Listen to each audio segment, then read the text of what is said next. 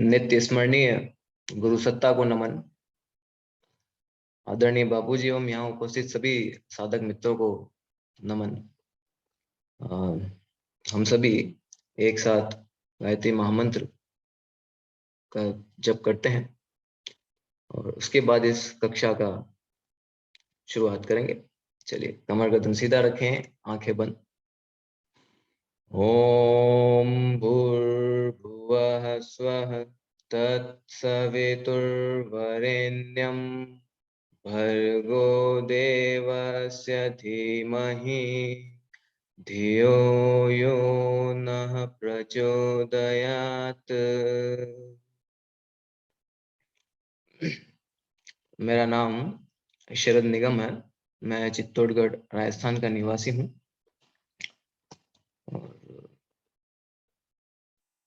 आज का हमारा विषय है तपश्चर्या। तो इस पर अपने अनुभवों को आप सभी के साथ में साझा करते चलेंगे। ऐसे तो ये अन्नमय कोश का तप या तपस्या जो है अन्नमय कोश का भाग है। लेकिन इतने वर्षों में जब ये साधना करते हुए बापूजी के मार्गदर्शन में आज 5 साल से ऊपर होने आए हैं, तो जैसे जैसे ऊपर से ऊपर कोशों में बढ़ते जाते हैं या दूसरे कोशों के प्रति जब समझ बढ़ने लगती है, तो पिछले कोशों की ओर जब दृष्टि डालते हैं तो उनके प्रति समझ थोड़ी और ज्यादा गहरी होती है, या कुछ ऐसी चीजें जो छूट गई होती हैं तो उनके प्रति समझ बढ़ती है। तब लगता है कि ये साधना ऐसा नहीं है कि सिर्फ अन्नमय कोश तक की साधना है तो वही कार्य कर रही है। तप की अग्नि, तप की शक्ति तो आनंदमय तक लेकर के जाती है। तो ये साधनाएं ऐसी हैं जो निरंतर आगे तक चलती रहती है।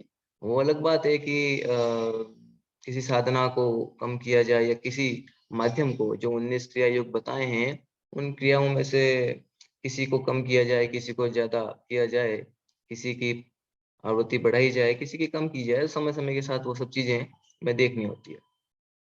तो इसी संबंध में यहाँ भी ये चीजें समझ में आई कि ये जो तपस्याएं हैं या इसके अन्य जो उपाय हैं, उपवास है, आसन है, ये सब भी आगे ऐसे आगे लाभ देते हैं। तो आज का जो हमारा विषय है तपस्या का है, तपश्चर्या का है। तो एक ये मानव स्वभाव है ना, सुख की खोज करना। तो उस सुख की खोज के चलते अ, हमारी प्रवृत्ति हो जाती है कि धीरे धीरे हम सुविधाओं की खोज करते हैं। मन एक बार तो सुख की खोज करता है और धीरे धीरे फिर सुविधाओं को ढूंढने लगता है कि इन सुविधाओं में सुख मिलेगा। और इन सुविधाओं को ढूंढते ढूंढते एक समय ऐसा आता है कि व्यक्ति आराम तलब होने लगता है। और यही समस्या खड़ी होती है। ये आराम तलबी धीरे धीरे जीवन में निष्क्रियता को पैदा करने लगती है। आराम तलबी का एक स्तर आ जाने के बाद में जीवन में निष्क्रियता, आलस्य जिसे हम कह देते हैं, आलस आने लगता है। वही धीरे धीरे जड़ता को, अकर्मण्यता को लाने लगता है। और ये सब क्या है? ये सब फिर जहां हम एक समय सात्विक हुआ करते थे, लेकिन हम मन के उस सुख की खोज में लग गए और धीरे धीरे राजसिक होते होते तामसिकता की तरफ आ गए। तो ये निष्क्रियता क्या है? निष्क्रियता तामसिकता ही तो है। तो हमारा जीवन धीरे धीरे तामसिकता की ओर बढ़ता चला जाता है, निष्क्रिय हो जाता है। तब ऐसा क्या उपाय हो जिसके माध्यम से इसे तोड़ा जा सके, उस निष्क्रियता को? तो तब अपने आप में वही कार्य करते हैं। उस निष्क्रियता को, हमारे जीवन में या जो आलस्य चढ़ चुका है, एक जड़ता का भाव है, कुछ ना करने की इच्छा, नहीं कुछ नहीं करना, तो ये जो भाव है, इसे तोड़ने का कार्य, इसे हटाने का काम तपस्याएं करती हैं, तपस्याएं किया करती हैं। तो इनके तपस्याओं के, या ऋषियों ने जो तपस्याओं को बनाया है, रखा है, तो इसके पीछे एक उद्देश्य, एक भाव यह भी रहा है कि उस निष्क्रियता को, उस जड़ता को व्यक्ति के मन से, जीवन से निकाला जा सके इसके माध्यम से। तो तपस्याओं का उद्देश्य तो ये भी पूर्ण होता है। यदि हमारे जीवन से निष्क्रियता नहीं जा रही, आलस में है, तो फिर वो तपस्या नहीं है, फिर तो हम तमस की तपस्या कर रहे हैं। तो तपस्याएं फिर सांसारिक उपलब्धियों के लिए भी होती हैं, तपस्याएं आत्मिक उपलब्धियों के भी होती हैं, लेकिन ऋषियों ने आत्मिक उपलब्धियों के लिए की जाने वाले साधनों को ही तपस्याओं की श्रेणी में रखा है। यूं तो हम विद्यार्जन करते हैं विद्यार्थी जीवन में, तो वहां भी तपस्या करनी ही होती है। हम धनोपार्जन करना चाहते हैं तो वहां भी तपस्या की आवश्यकता है। तो तपस्या हर जगह होती है, लेकिन जो हम श्रेय पथ की ओर बढ़ते हैं या आध्यात्मिक पथ की ओर बढ़ते हैं, आत्मिक क्षेत्र की ओर बढ़ते हैं, तो वहां तपस्या का महत्व ऋषियों ने बताया है कि तपस्या, असली तपस्या उस क्षेत्र में है। तो और यही परम पूज्य गुरुदेव ने लिखा है अपने पुस्तकों में कि आत्मबल की भी यदि हमें प्राप्ति करनी है तो उसके लिए तपस्या ही एकमात्र माध्यम है। नायमात्मा बलहीन लभ्य, यह आत्मा बलहीनों को प्राप्त नहीं होती। तो बल क्या है? बल वही तो शक्ति है, वही ऊर्जा है जिसके माध्यम से हम आत्मा को जान सकते हैं। और वो कहाँ से मिलेगी? तपस्या से मिलेगी, तप से मिलेगी।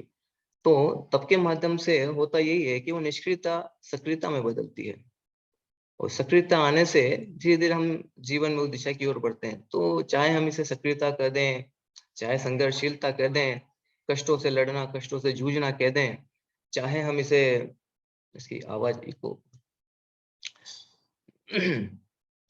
चाहे हम इसे संघर्षों से लड़ना कहें, चाहे हम इसे तपाई गलाई ढलाई अलग अलग नामों से बुलाएं, तो बात वही आती है कि ये सब तपस्या का ही एक स्वरूप है।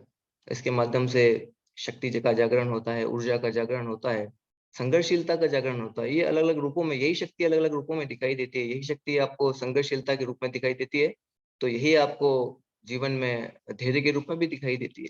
तो ये तप की शक्ति धीरे धीरे जागती है और अलग अलग रूप तरीकों से जीवन में दिखती है, और व्यक्ति का जीवन विकास पाता है। तो इस संबंध में परम पूज्य गुरुदेव ने 12 प्रकार के तप बताए हैं। अभी जैसे ये कलयुग का दौर है, तो कलयुग में उस तरह की साधनाएं तो नहीं की जा सकती। तो स्वाभाविक सी बात है कि यहाँ वही साधना होंगी जो कलयुग में की जा सके, क्योंकि गुरुदेव ने उसमें लिखा है कि सतयुग में, त्रेता में या द्वापर युग में अलग अलग तरह की तत्व प्रधान हुआ करते थे, वायु तत्व, अग्नि तत्व, जल तत्व, और यहाँ पृथ्वी तत्व प्रधान है। तो यहाँ इसी तरह की साधनाएं रहेंगी। तो तपस्याएं परम पूज्य गुरुदेव ने बतलाई हैं कुछ 12 प्रकार की। तो यही कलयुग में हम सबके लिए आवश्यक है कि हम इन साधनाओं को करें। कलयुग का नाम भी ऐसा ही है कि व्यक्ति हर चीज को कल पे टालता है। तो तब के माध्यम से वो चीजें भी हटाने का प्रयास तो किया जाता है। कल की, आज का काम कल पे टालना, कल का काम आने वाले कल पे टालना, और वो आने वाला समय जो है उसका काम उसके अगले कल पर टालना। तो ये कल कल करते हैं, एक दिन ऐसा कल आ जाता है कि सामने काल खड़ा होता है और जीवन में कुछ विशेष कार्य बन नहीं पाता। तो ये क्या है? यही तो निष्क्रियता है। हम जो सोचते हैं, प्लानिंग करते हैं जीवन में, वो बस प्लानिंग बनकर रह जाती है, मन मस्तिष्क में रहती है, लेकिन वो जीवन में प्रकट नहीं हो पाती, उसका एग्जीक्यूशन नहीं हो पाता। तो क्योंकि उसके पीछे शक्ति नहीं। तो तपस्याएं वो शक्ति पैदा करती हैं। तो इसमें 12 प्रकार के तप बताए हैं परम पूज्य गुरुदेव ने। इसमें एक महत्वपूर्ण बात देखिए कि ये जो 12 प्रकार के तप बताए हैं, इनमें से 5 तप ऐसे हैं जो सिर्फ एक बात की ओर इशारा करते हैं। वो ये है, कौन कौन से तप है पहले तप आपको बताता हूँ। देखिए, एक है अस्वाद तप, जो सीधे से जीवा के नियंत्रण की बात करता है। दूसरा है उपवास तप, वो भी जीवा के नियंत्रण की बात करता है। तीसरा है गव्य कल्प, उसके माध्यम से भी जीवा का नियंत्रण की बात की जाती है। चौथा है साधना का तप, साधना में भी हम अनुष्ठान करते हैं। तो अनुष्ठानों में भी हम यही तो रीति नीति अपनाते हैं कि इस तरह का, अमुक तरह का रहन सहन होगा, खान पान होगा, और इस तरीके से हम साधना करेंगे। तो कहीं ना कहीं वो भी जीवा के नियंत्रण की, स्वादेंद्रिय के नियंत्रण की बात करता है। पांचवा हो गया चंद्रायन तप, तो वो भी कहीं ना कहीं जीवा के नियंत्रण की बात कर रहा है। तो इन 12 साधनाओं में से, 12 तपस्याओं में से यदि 5 तप ऐसे हैं जो इंद्रिय संयम की, किस इंद्रिय की? सिर्फ एक इंद्रिय की महत्वपूर्ण तरीके से बात कर रहे हैं कि स्वाद पर नियंत्रण किया जाए। और ये कलयुग है, पृथ्वी तत्व प्रधान है जैसा हम सब जानते हैं। और ये जो भोजन है, ये स्थूल भोजन के प्रति हमारा आकर्षण होना फिर स्वाभाविक हो जाता है।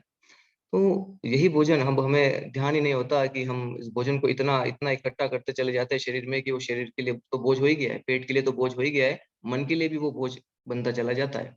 तो उस बोझ को लिए हम दिन भर घूम रहे हैं, काम कर रहे हैं और हम सोच रहे हैं कि हम जीवन में प्रगति कर रहे हैं। तो कहीं न कहीं ये चीज़ें जीवन को गिराने और दबाने का काम कर रही हैं। और गुरुदेव ने लिखा है कि साधकों के लिए कि यदि जीवन में कुछ आध्यात्मिक जीवन में यदि कुछ विशेष पाना चाहते हैं, तो उसके लिए आवश्यक यह है कि जीवा के नियंत्रण के पहले ध्यान दिया जाए। जीवा का नियंत्रण और स्वादेंद्रिय का नियंत्रण और जनेंद्रियों का नियंत्रण, ये 2 नियंत्रण प्रमुख हैं। उसमें से भी जो इनिशियल स्टेज पर, प्राथमिक स्तर पर जब हम इसकी बात करें तो जीवा के नियंत्रण की बात आती है। ये बात शुरू में समझ में नहीं आई थी। अ, धीरे-धीरे ये बात समझ में आती है और यही तो है समझ, यही तो है अनुभव और अपने अनुभव से व्यक्ति सीखता है। दूसरों के अनुभव से सीख जाए तो वो तो समझदार ही हुआ।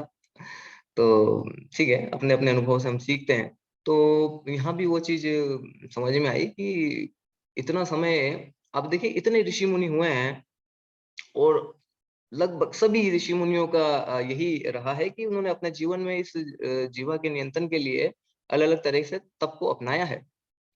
मुद्गल ऋषि हुए मूंग पर, है ना? इसी तरह से परम पूज्य गुरुदेव का देखें, हम तो ज़्यादा आगे भी ना जाएँ तो यहाँ भी देखें तो परम पूज्य गुरुदेव का देखते हैं तो उनका जीवन, उनके तो नाम में ही तपोनिष्ठ जुड़ा हुआ है। तप में जिसकी निष्ठा हो, तो इसमें छाछ पर, जौ की रोटी पर पूरा-पूरा लगभग-लगभग पूरा जीवन ही निकाल देना, तो ये क्या है? ये भी तो जीवा के नियंत्रण का उन्होंने प्रारंभिक स्तर पर ही इसको कर लिया, साध लिया। तो तपस्याएँ या तप, तपश्चर्या तब बनता है जब जीवन में दिनचर्या का हिस्सा बन जाए। यदि हम 9 दिन, 10 दिन की साधना कर रहे हैं, उस समय में इसको किया, तो तपस्या तो हुई, कुछ दिनों की हुई, उसके प्रति समझ बढ़ी, कष्टों से लड़ने-जूझने की क्षमता या मन के विपरीत जो कार्य हो रहा है, उसके प्रति भी उसमें भी सुख को खोजा जाए, तो वो प्रवृत्ति को डेवलप करना तप के माध्यम से होता है।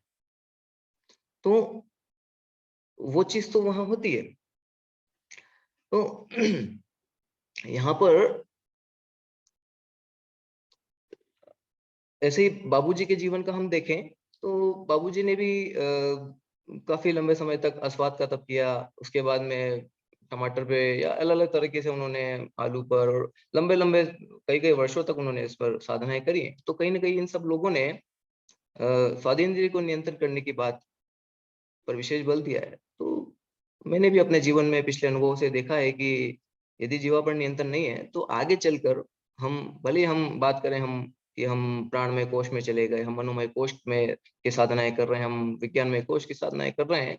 लेकिन यदि वहाँ नियंत्रण नहीं है, तो फिर गिरना तो हो ही जाएगा ये क्योंकि इसी के माध्यम से तो मन पर नियंत्रण स्थापित किया जा सकता है। ये मन की प्रवृत्ति को बदलना है, मन के संस्कारों को सुधारना है, तो तब तक नहीं होगा जब तक भोजन हमारा नहीं सुधरेगा। तो ये जितने भी 5 प्रकार के तप हैं, ब्रह्मचर्य की भी हम बात करें, तो छठा तप, उसकी भी निर्भरता कहीं न कहीं भोजन पर आ ही जाती है, जीवा के नियंत्रण पर आ ही जाती है। तो आप देखिए 6 प्रकार के तप हो गए, जो कहीं न कहीं इस तरह से संबद्ध हैं। तो मैंने भी फिर अस्वाद को काफ़ी लंबे समय तक किया था। 40-40 दिन के अनुष्ठानों में तो करते ही हैं, नवरात्रियों में करते ही हैं। फिर उपवासों में कभी अ, जल का उपवास भी किया, सिर्फ़ 9 दिन तक लगातार जल पर रहना। तो उससे भी सूक्ष्म अनुभूतियाँ या हम कहते हैं जीवन की वो चीज़ें समझ में आने लगती हैं, जो कभी पढ़ने से समझ में नहीं आ पाती। जीवन में हम जब उसको देख रहे हैं तो समझ में आती है। तो शरीर के स्वास्थ्य का रक्षण करना है, तो उपवास अपने आप में महत्वपूर्ण है। स्वाद, तो ऋषियों ने ये सब चीज़ें देखी है कि क्यों इसमें ना पहले हम अच्छा भोजन करें, ठीक है, हम भले अच्छी क्वालिटी का भोजन भी कर रहे हैं और शरीर के ऊपर तो थोड़ा बहुत ध्यान देना होगा। अब ऋषियों के पास इतना समय कहाँ कि वो शरीर के ऊपर ध्यान दें, वो तो फिर आत्मिकी के क्षेत्र में लगे रहते हैं। तो उन्होंने देखा कि क्यों समय बर्बाद किया जाए इन चीज़ों में, तो भोजन को इस तरह का रखा जाए कि ज़्यादा विशेष समय उसमें ना दिया जाए, एक चीज़। दूसरा, अब हम भोजन भी अच्छा करें, उसके बाद में उसको पचाने के लिए मेहनत करें, उसके बाद में वो ना पचे तो फिर दवाइयाँ, गोलियाँ इस तरह का इंतज़ाम भी जुटाएँ। तो इससे तो बेहतर है कि इस तरह का जीवन को में ढाल लिया जाए इन चीज़ों को कि एक दैनिक जीवन का अंग हो जाए और स्वास्थ्य संरक्षण के लिए कोई विशेष काम ना करना पड़े। मैंने भी देखा है अपने जीवन में, जब मैंने इसको अभी मैं बस ये लगभग उबला हुआ भोजन ही लेता हूँ।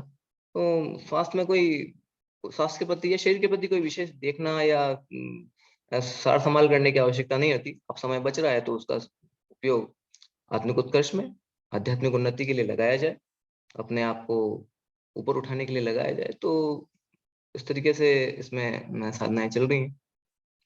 तो इंद्रिय निग्रह की बात महत्वपूर्ण यहाँ हो जाती है, जब हम इन साधनाओं को कर रहे हैं। ऐसा हो इसमें ये भी है कि जब हम अस्वाद से स्वाद की ओर स्विच हो रहे हैं या स्वाद से अस्वाद की ओर स्विच हो रहे हैं, तो ये जब अस्वाद में जा रहे हैं, अस्वाद को छोड़कर फिर स्वाद वाले भोजन की ओर जब हम बढ़ते हैं, तो हमें ये देखना है कि उस समय में हमें सजगता थोड़ी रखनी होती है। उस समय में हमें देखना होता है कि मन किस तरह से उसमें सुख या दुःख खोज रहा है। असली उस समय में दुःख की पहचान तब होती है जब हम स्वाद से अस्वाद की ओर जाते हैं। मन बड़ा छटपटाता है, तड़पता है, अरे ये कैसा भोजन है। लेकिन धीरे-धीरे मन उसका भी अभ्यस्त हो जाता है, उसमें भी सुख खोजने लगता है। तो उस समय में यदि हमारी सजगता बनी रहे तो हमें इन चीज़ों के प्रति समझ बढ़ती है। तो शरीर के स्वास्थ्य का संरक्षण हुआ, हमारा समय बचा, जो समय बचा उसे अच्छे कार्यों में, आध्यात्मिक उन्नति में लगाएँ, तो उस तरीके से भी बात बन जाती है। तो इस तरीके से अस्वाद का भी चल रहा है, उपवास का तब भी मैंने किया है और चंदन तब भी किया। गौ विकल्प पे मेरा कोई विशेष उसमें नहीं रहा क्योंकि ऐसा मौका भी नहीं मिला। हाँ, एक बार ज़रूर नवरात्रि में 9 दिनों में जो है गाय के दूध पर 9 दिनों तक उसका उपवास किया है। उसमें लेकिन उस समय में मैं इस तरह की योगासन और ये सब नहीं करता था, तो ये भी एक अपने आप में चीज़ समझ में आई कि यदि हम इस तरह के उपवास कर रहे हैं और यदि आसनों में, प्राणायामों में यदि हमारी कमी है, तो कहीं न कहीं शरीर को कमज़ोर करेगा।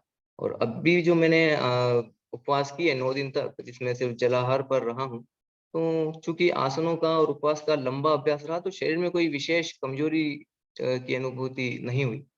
तो फिर ये चीज़ समझ में आई कि यदि हम प्रारंभिक साधक हैं और हम इस दिशा में बढ़ रहे हैं, तो थोड़ा-सा इन चीज़ों को सँभलते हुए, समझते हुए चलेंगे कि अति उतावलेपन में आकर हम इस तरह से चीज़ें नहीं करेंगे। धीरे-धीरे ही हमारे शरीर को साधा जा सकता है, ठीक है? शरीर की अपनी मर्यादा है, सभी का शरीर के क्षमता अपनी-अपनी होती है, तो उसे ध्यान में रखते हुए हम साधना को करेंगे। अस्वाद भी करना है तो तुरंत नहीं किया जा सकता और अस्वाद छोड़ना भी है तो तुरंत छोड़कर और हम एकदम से स्वादिष्ट और गरिष्ठ भोजन पर आ जाएँ, तो वो भी कहीं न कहीं शरीर को ही दुःख देगा।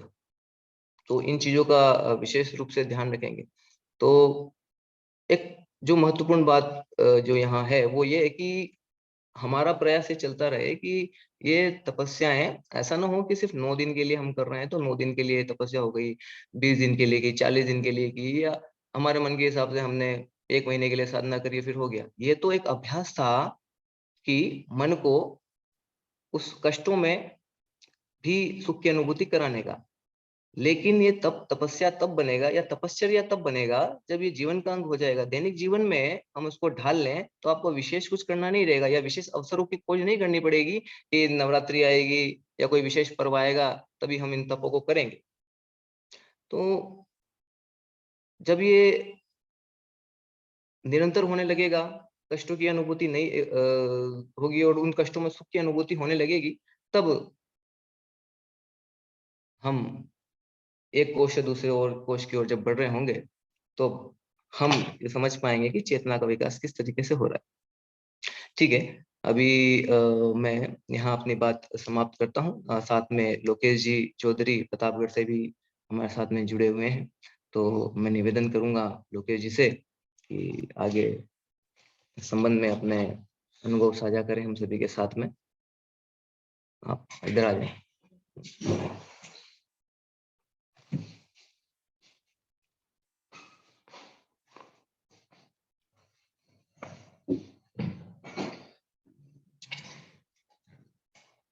आप सभी को प्रणाम। वैसे मेरी कक्षा तो नहीं है, पर अच्छा,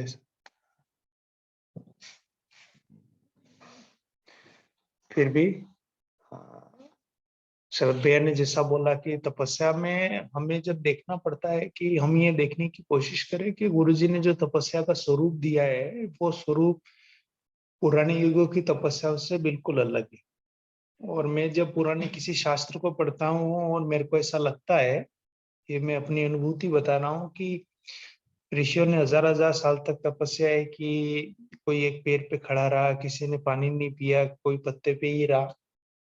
तो मुझे लगता है कि उनकी तपस्या का स्वरूप देख के उनको वास्तव में हजार साल लगने चाहिए थे तब वो चीजें मिली, क्योंकि उनकी तपस्या का स्वरूप ही ऐसा था। मैं उनकी आलोचना की दृष्टि से नहीं कह रहा हूँ, मैं इस दृष्टि से ये बात कह रहा हूँ कि उनकी तपस्या के स्वरूप में शारीरिक पक्ष का बड़ा महत्वपूर्ण रोल है या भाग है, भूमिका है, क्योंकि उनके मानसिक परिष्कार पर कोई बहुत ज्यादा जोर दिया गया हो इस तरीके की बात हमें ग्रंथों में नहीं मिलती। धीरे धीरे शारीरिक परिश्रम होने से शरीर में इस तरीके का विकास होने से वैसा हो गया, वो बात और है। तो बिल्कुल उसमें समय लगता है, इसलिए जो तपस्याओं के नाम पे जो बाबा लोग मूर्खताएं करते हैं, ये आज के जमाने में बिल्कुल नहीं की जानी चाहिए। और किसी भी समझदार व्यक्ति का चित्त जो गायत्री परिवार से जुड़ा है या फिर ब्रह्म पूज्य का साहित्य का स्वाध्याय करता है, उसके अलावा भी कोई भी व्यक्ति हो, उसके दिमाग को भी नहीं पचेगा कि आप 12 साल तक एक हाथ अच्छा रखोगे तो भगवान मिलेगा। तो ये फ्रोजन शोल्डर की शिकायत है। ये किसी तपस्या या किसी मानसिक स्थिति को ऊंचा उठाने में कुछ बहुत योगदान करेगा, इस बात में मुझे पूरा पूरा संदेह है। इसीलिए अयुगानुकूल तपस्याएं करने से आज भी वो लोग बड़ी मेहनत, बड़ा पुरुषार्थ करने पर आज भी मानसिक रूप से रीते हैं, खाली हैं। और उसका कारण ये नजर आता है कि उन्होंने तपस्या के सही स्वरूप को समझने की कोशिश नहीं की है। और अगर उन्होंने तपस्या को सही स्वरूप को समझने की कोशिश की होती तो आज उनका जीवन आध्यात्मिक अनुभूतियों से भरा होता। और आप देखेंगे जब तपस्या को आप पढ़ने की कोशिश करेंगे तो तपस्या का जब आप स्वरूप देखेंगे एज ए होल, आप एक विहंगम दृष्टि डालेंगे, तब आपको एक बात का अंदाजा होगा कि आपकी तपस्याओं में शारीरिक पक्ष का मोल बहुत कम है। और जो शारीरिक तपस्याएं हैं उसमें शरीर को कष्ट देने की बात जब बात आती है, तो वो कष्ट देने की जो बात है वो कहीं ना कहीं बिल्कुल कम है या लगभग शून्य है। कोई भी इस तरीके की तपस्या आपको नहीं दिखाई देगी जिसमें शरीर को कोई कष्ट हो, इस तरीके का कष्ट हो जिससे किसी बीमारी का जन्म हो सकता हो, या फिर इस तरीके का भयंकर कष्ट या दुख हो।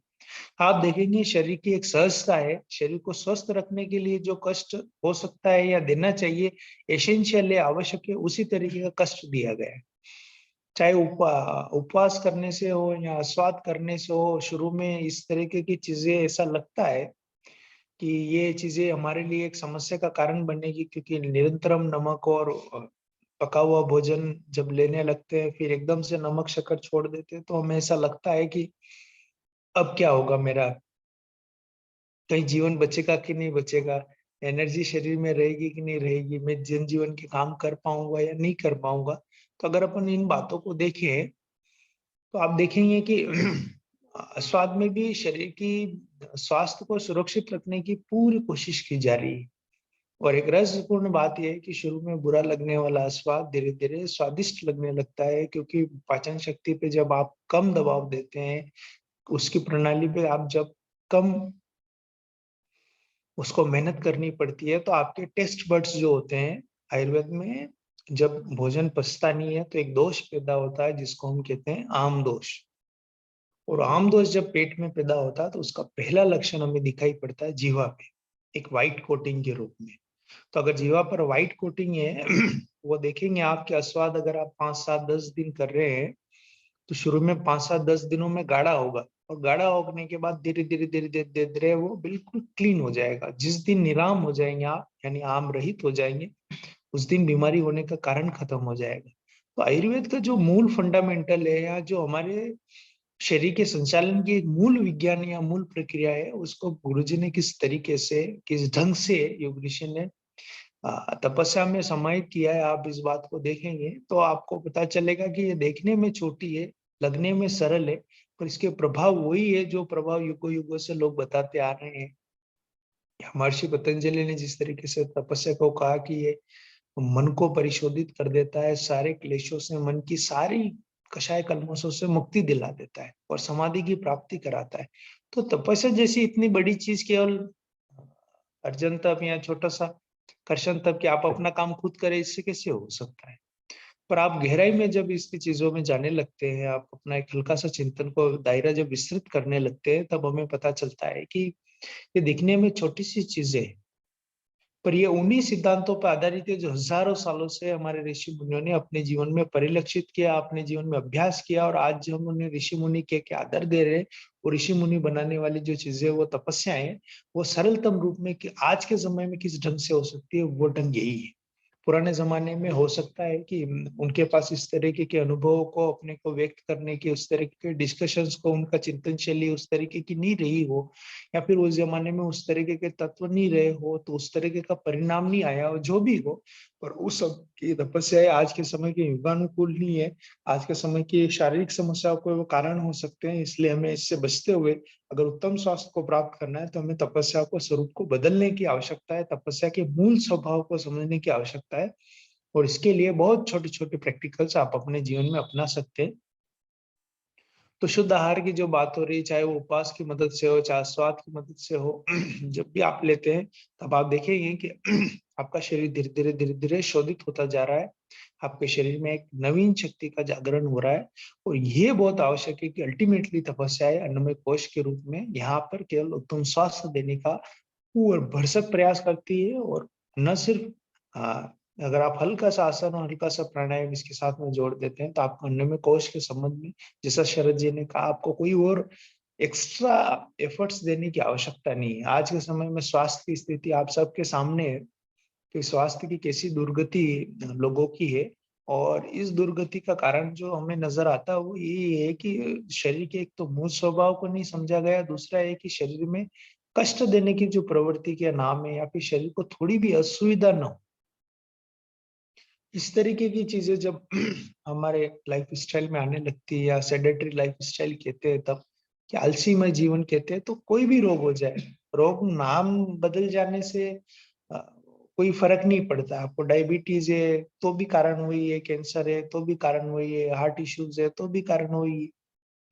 तो मोटापा है तो भी कारण वही है। तो नाम, रोगों के नाम बदल जाने से उनकी प्रवृत्ति नहीं बदलती, उनकी ultimately they our life style disorder, ना कि वो आपके जीवन से निकले हुए रोग है। और आप एलोपैथी में जितनी गोलियां खाइए, जितनी दवाएं खाइए, सब कीजिए, कुछ नहीं होगा।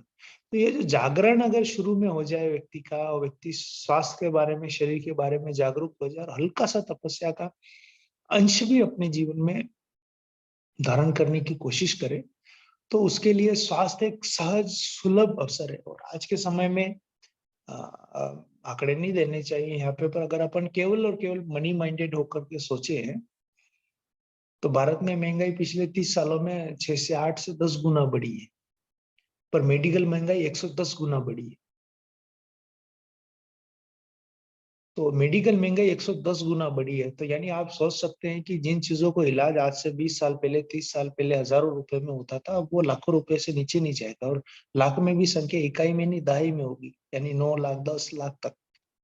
तो ऐसी स्थिति में अगर आप अपने शरीर को स्वस्थ रख पाए बिना किसी कारण के, तो आपको फाइनेंशियल बर्डन जैसी कोई चीज आपके जीवन में, कोई इस तरीके का तनाव आपके जीवन में नहीं आएगा। तो केवल न सिर्फ शरीर सुरक्षित रहेगा, बल्कि आपकी फाइनेंशियल हेल्थ भी बहुत अच्छी रहेगी। अब बात करते हैं मानसिकता की या मन की, जो सबसे महत्वपूर्ण है, कि आप इन 12 में से देखेंगे 2 या 3, गव्यकल्प हो गया या स्वाद हो गया,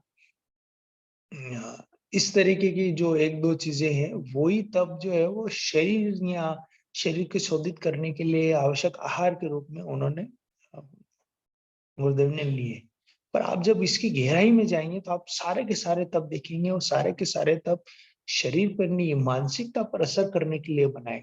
और महर्षि पतंजलि जब इस तरीके की बात कहते हैं, या कि तपस्या करनी चाहिए और तपस्या करने से मन के क्लेश खत्म हो जाते हैं, तो वो तपस्या निश्चित रूप से केवल हाथ उठाना या केवल धुनी रमा करके उसमें बैठना, इस तरीके की तपस्या नहीं हो सकती। इस तरीके की तपस्या हो सकता है उनके भी कुछ परिणाम मिलते हो, पर वो इतने सुखद परिणाम मेरे हिसाब से नहीं मिल सकते जितने सुखद परिणाम आपको प्रदातव्य में या अर्जन में मिल सकते हैं। तो ये व्यक्ति के ट्रांसफॉर्मेशन का जरिया है। और एक बात और मैं आपको स्पष्ट कर देना चाहता हूँ कि तपस्या के केवल अन्नमय कोश के विषय हो जाने से अन्नमय कोश में आ गई। मैं इस विषय पे चिंतन कर रहा था कि ये तपस्या को अन्नमय कोश में क्यों ले लिया गया।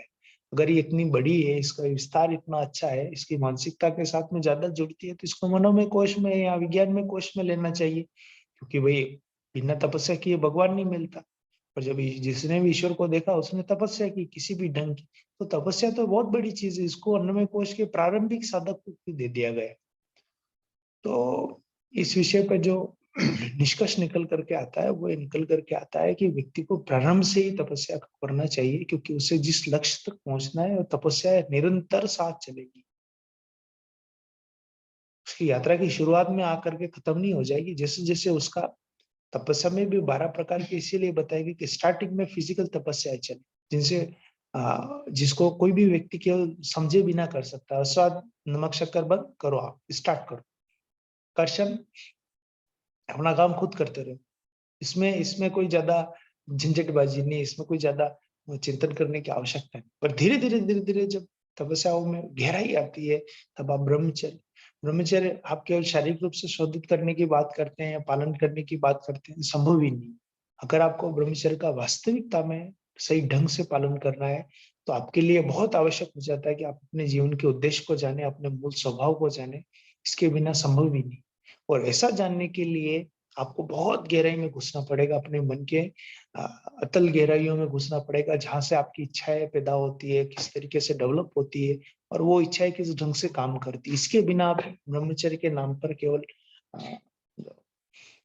अ, अ, कास्ट ब्रह्मचर्य, जैसे कास्ट मोन की बात होती है कि आप केवल ब्रह्मचर्य के नाम पे आप केवल एक ढकोसला भर कर पाएंगे। ब्रह्मचर्य का असली जो मकसद है वो ऊर्जा का जागरण, ऊर्जा का संशोधन, ऊर्जा का जो जो ऊपर की तरफ चढ़ाने, ऊर्ध्वगमन वाली बात है, वो चीजें छूट जाएगी। अब बात करते हैं जैसे मौन की। तो आप विचारों के बारे में जब तक नहीं जानेंगे तब तक आप मौन के बारे में नहीं जानेंगे। मौन का मतलब केवल बोलना नहीं है। मौन का मतलब ये तो कास्ट मौन हो गया कि बस आप लकड़ी की तरीके से बैठे हैं, बोलते नहीं है, पर लिख के देते हैं। तो लिख के देने में उतनी ज्यादा ऊर्जा बर्बाद करते हैं जितनी ऊर्जा आप बोल के नहीं बर्बाद कर सकते। तो ये अपने आप में एक विडंबना है कि हम तपस्या के स्वरूप को समझे, उसके साथ साथ में अपनी व्यवहारिकता को भी आप देखें, ध्यान से देखें, अच्छे से देखें। अगर आप ऐसा करते हैं तो ये और ज्यादा आवश्यक है, और ज्यादा अच्छी बात है कि आप जब भी तपस्याओं को ले, तो आप अपना विवेक खत्म नहीं करें ना। तपस्या है विवेक के जागरण के लिए। तो आप जब भी तपस्या करें उसमें रूढ़िवादिता या उसमें इससे कुछ प्रैक्टिकल बातें करके मैं खत्म करूंगा कि इसमें तपस्या को जब आप गहराई से देखेंगे तब आपको धीरे धीरे धीरे धीरे समझ में आने लगेगा कि जो तपस्याएं हैं वो मन की अतल गहराइयों में विज्ञान में कुछ तक पहुंचती है, और वहां तक आपको लाभ देती है। तो शुरू में ही करा देने का सबसे बड़ा फायदा ये रहता है कि व्यक्ति जब अभ्यास करता है, अन्नमय में भी करेगा, कुछ प्राणमय में भी करेगा, कुछ मनोमय में भी करेगा, जब विज्ञानमय तक पहुंचेगा तब उसकी तपस्या परिपक्व होगी। उसमें आप, हाँ, शारीरिक, मैं फिर से ब्रीफ कर देता हूँ कि जो शारीरिक रूप से जो है वो स्वाद है या गवय कल्प है या उपवास है, इस तरीके की चीजें, ये केवल शरीर को शोधित परिशोधित करने के लिए है, और इनके साथ में मन को भी परिशोधित करने के लिए। और मन जब परिशोधित हो जाए तो फिर आप दूसरी तपस्याओं की तरफ आइए, कर्षण की तरफ आइए, मौन की तरफ आइए, फिर धीरे धीरे धीरे ब्रह्मचर्य की तरफ बढ़िए। तो इस तरीके से तपस्याओं को जैसे प्रदत्तव्य की तरफ बढ़िए, तो फिर धीरे धीरे आपका हृदय उदात होता जाता है, आपका मानसिक परिष्कार होता जाता है। तो ये केवल अन्नमय कोश तक सीमित होते हुए भी अन्नमय कोश से ऊपर की जो यात्रा है उसके लिए एक दृढ़ आधार खड़ा करती है। अगर आपकी तपस्या बहुत अच्छी है, तपस्याओं में अगर आपका अभ्यास बढ़िया है, और आप तपस्याओं की विधा क्यों अपनाई जा रही है, क्यों इसको किया जा रहा है, इस उद्देश्य को हृदयंगम कर सके, इस उद्देश्य को अपने में जज्ब कर सके, इस उद्देश्य को अपन में अपने अवशोषित कर सके, तो इस उद्देश्य को समझने के बाद आपके लिए बहुत मुश्किल नहीं रह जाएगा कि आपकी कोशों की यात्रा बहुत सहज और सरल हो जाएगी, क्योंकि शरीर पहले से परिशोधित होता तो प्राणमय कोश में प्राण का प्रवाह आपके शरीर में बहुत अच्छे से व्यवस्थित ढंग से होगा। इसके आगे में जब मनोमय कोश की बात आएगी तो मन को आप अच्छे से ढंग से समझते हैं, मौन का अभ्यास का रोज पालन करते हैं, आपको मन पे कोई ज्यादा दिक्कत नहीं आएगी। फिर धीरे धीरे विज्ञान में कोश में जब आप अपनी ही भावना को या अपने ही विस्तार को आप जो लोगों में देखने लगेंगे तो फिर प्रदाता भी कोई बड़ी बात नहीं रह जाएगा। प्रदाता तो फिर आपका ड्यूटी हो जाएगी। बिना प्रदाता हुए कैसे कैसे रह सकेंगे आप? जब आप अपने लोगों को जो साधारण है, जो अपरिचित है, उनको आप जब अपना मानने लगे और आपके पास कुछ ऐसा है जो आप कुछ दे सकते हैं या देना चाहते हैं, तो फिर कैसे रोकेंगे आप अपने आप को? वो ज्ञान जो आपके भीतर प्रकट हो रहा है, वो ऊर्जा जो आपके भीतर तपस्या करके निखर रही है, उस ऊर्जा को आप बांटने से कैसे रोक सकते? बांटेंगे ही सही। और ऐसा जब करेंगे तब आपका व्यक्तित्व चरित्र उदात होगा। और बड़े बड़े शब्द उपनिषदों में दिए गए, भूमा विद्या के नाम से छांदोग्य उपनिषद में, तो अपना ही विस्तार जब दिखाई देने लगता है सब तरफ, तो यही विज्ञान में कोश है। तो जो बड़ी साधनाएं जो बड़े शब्दों में बड़े ढंग से जटिल ढंग से लिखी गई है, वो छोटी और साधारण रूप से ढंग से साधारण शब्दों में किस तरीके से बताई गई है, ये युग ऋषि की एक लेखनी का कमाल ही है, या फिर हमारा सौभाग्य है कि ऐसा संभव हो पा रहा है। तो मेरा आप सबसे निवेदन है, मेरे अपने जीवन का अनुभव भी है कि निरंतर ज्ञानार्जन करने से, निरंतर अपने स्किल्स को डेवलप करने से केवल आपके आध्यात्मिक जीवन में उन्नति नहीं होती, जो आत्म साक्षात्कार की जो बातें हैं उसके साथ साथ में आप देखेंगे कि उसके साथ साथ में आपका व्यवहारिक जीवन भी, आपका सामाजिक जीवन भी, आपका आपका पर्सनल जीवन, व्यक्तिगत जीवन जो रिश्तेदारी में है, वो भी शानदार होगा। तो एक गायत्री साधक से जो उपेक्षाएं की जा सकती है, एक गायत्री साधक से जो उपेक्षा की जा सकती है कि वो पारंगत हो, उसका एक आदर्श में जीवन हो, उसका एक सामाजिक जीवन हो, वो सब चीजें हमें दिखाई देती है। कोई प्रश्न तो हम लास्ट में लेंगे, अपनी बात नहीं। अब मैं मीना दीदी से निवेदन करता हूँ कि वो अपने अनुभव साझा करे।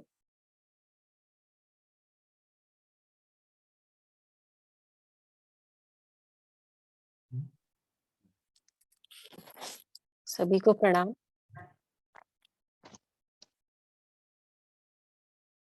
आवाज ठीक है भैया?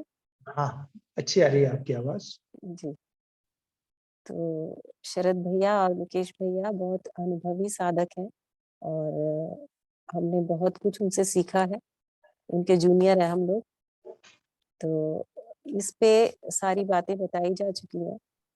तो जैसे भैया ने कहा कि स्वाध्याय और चिंतन मनन के क्रम में जैसे पहले हम जो पढ़ते थे, फिर धीरे धीरे जो समझ विकसित हुई, तो इस बार समझ आया कि जैसे तपश्चर्या का जो रूप भैया ने बताया, वो उसी पर मैं चल रही हूँ। प्रैक्टिकल वाला जो है कि दैनिक जीवन में आज के संदर्भ में बहुत बड़ी बड़ी चीजें हमें नहीं करनी है, जिन्हें हम आसानी से अपने जीवन में ढाल सकते हैं। तो बेसिकली जो पिछली 3 कक्षाएं अभी हुई हैं, जिसमें हम अन्नमय कोश के सबसे पहले जो उपवास, आसन, तत्व शुद्धि, तो बेस जो चला आ रहा है उपवास, जैसे शरद भैया ने बताया कि सबसे पहले हमें अपने शरीर की शुद्धि करनी है। तो अपने आप को जानना बहुत जरूरी है। और ये हमें क्यों जानना है, बाकी कोई क्यों नहीं जानना चाहता? ईश्वर ने जो सृष्टि का निर्माण किया उसमें बहुत कुछ है, लेकिन हमारे लिए जानना क्यों जरूरी है कि हम इसे क्यों करें ऐसे? तो क्योंकि मानव है हम और उत्कृष्ट है सृष्टि के। ईश्वर ने हमें अपना अंश बनाया है, तो और इस सृष्टि के संचालन में हमें अपना योगदान देना है। इसलिए हमारे लिए तपश्चर्याओं की आवश्यकता है कि मानवीय गरिमा के अनुकूल हमें अपने आप को बनाना पड़ेगा। तो उस पे जो आवरण चढ़े हैं, जो बाबूजी बार बार बताते हैं, जो पंचकोश हमारा है, तो पहला आवरण यही है कि हमारे शरीर और मन की शुद्धि। तो भोजन बाबूजी हमेशा कहते हैं कि जो शरीर, मन और आत्मा के लिए उपयोगी हो, उस भोजन को हमें लेना है। तो बड़ा आसान सा हो जाता है कि दैनिक जीवन में हमें बहुत लंबी लंबी साधनाएं नहीं करनी है। तो और ये हर व्यक्ति विशेष पर डिपेंड भी करता है कि हमारा जो आवरण है वो किस रूप में है। किसी को बहुत साफ सुथरा घर मिला होगा, किसी में कुछ कम गंदगी होगी, किसी में गंदगी का ढेर लगा हुआ है। तो साधना उसके अनुकूल हमें करनी है कि मानवीय गरिमा के अनुकूल शरीर और मन को हम उतना स्वच्छ बना लें जिससे हमारा यह जीवन सार्थक हो या उपयोगी बने। तो किसी भी चीज को हम देखें, चाहे वो जड़ है या चेतन है, तो हम मानव ही है जो उपयोगी बनाता है, और उसी ने वो सब कुछ जिसको गलाई ढलाई हम कह रहे हैं कि जितनी भी चीजें हैं, मिट्टी में से हम सोना निकाल लेते हैं, तो उसमें जो अग्नि तत्व कार्य कर रहा है कि उसको कैसे गलाना है, कैसे ढलाना है, कैसे उसकी गंदगी को साफ करना है। और एक छोटी से छोटी चीज भी अगर हम लेंगे, यानी स्वयं को, उस चीज को उपयोगी बनाना और फिर उसी के हिसाब से उसका इस्तेमाल करना। तो हमें भी ये साधनाएं, यदि हम चाहते हैं कि हम उपयोगी बने, जैसे सोने से फिर गहने बनाए जाते हैं और जितने खूबसूरत, जितने परिष्कृत वो होते हैं, उसकी खूबसूरती के प्रति उतने ही लोगों को उसका मूल्य बढ़ता जाता है।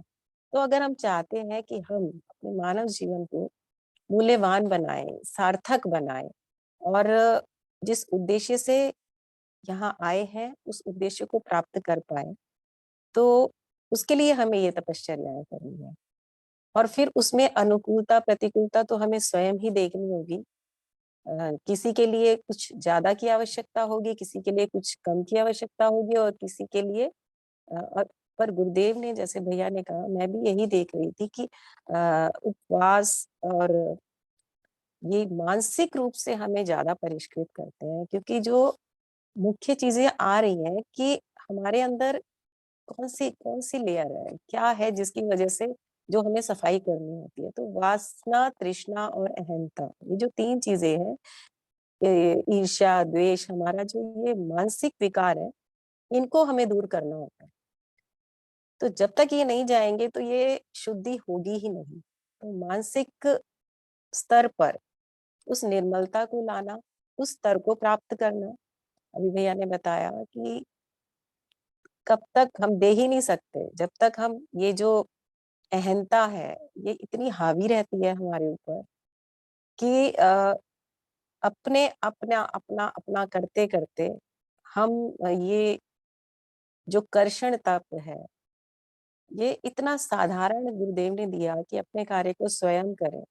ये हमारी ईगो शुरू शुरू में तो हमें बहुत सारी चीजों से, जैसे देश काल पात्र परिस्थिति के हिसाब से हर चीज बदलती रहती है, और इस युग में ये सामान्य काम करने में भी लोग अपनी बेइज्जती समझते हैं, या ऐसा समझते हैं कि हम नहीं करें। तो अपने काम को स्वयं करना और अपने आप को इंडिपेंडेंट बनाना।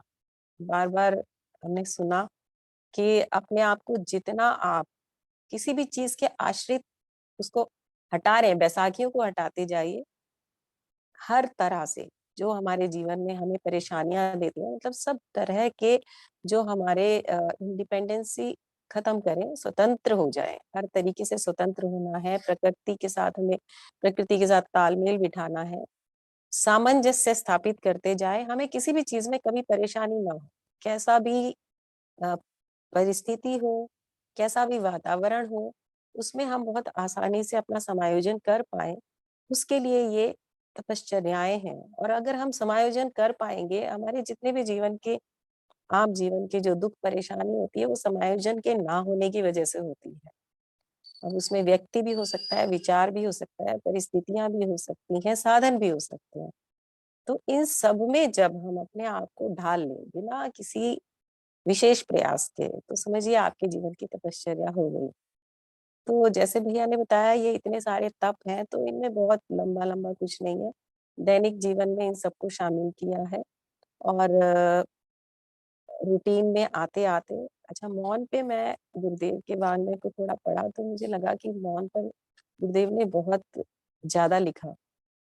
तो वो मुझे समझ आया कि इस पे मैं अपने एक्सपीरियंस को आपसे शेयर करना चाहूंगी कि पहले वाणी में, मतलब बहुत बोलते थे, क्या बोलते थे, कुछ भी बोल देते थे। और एक ऐसा प्रोफेशन भी रहा है, और थोड़ा-सा शिक्षित होने के बाद हम सब में ऐसी भावना आ ही जाती है कि हम दूसरों से कुछ ज़्यादा जानते हैं।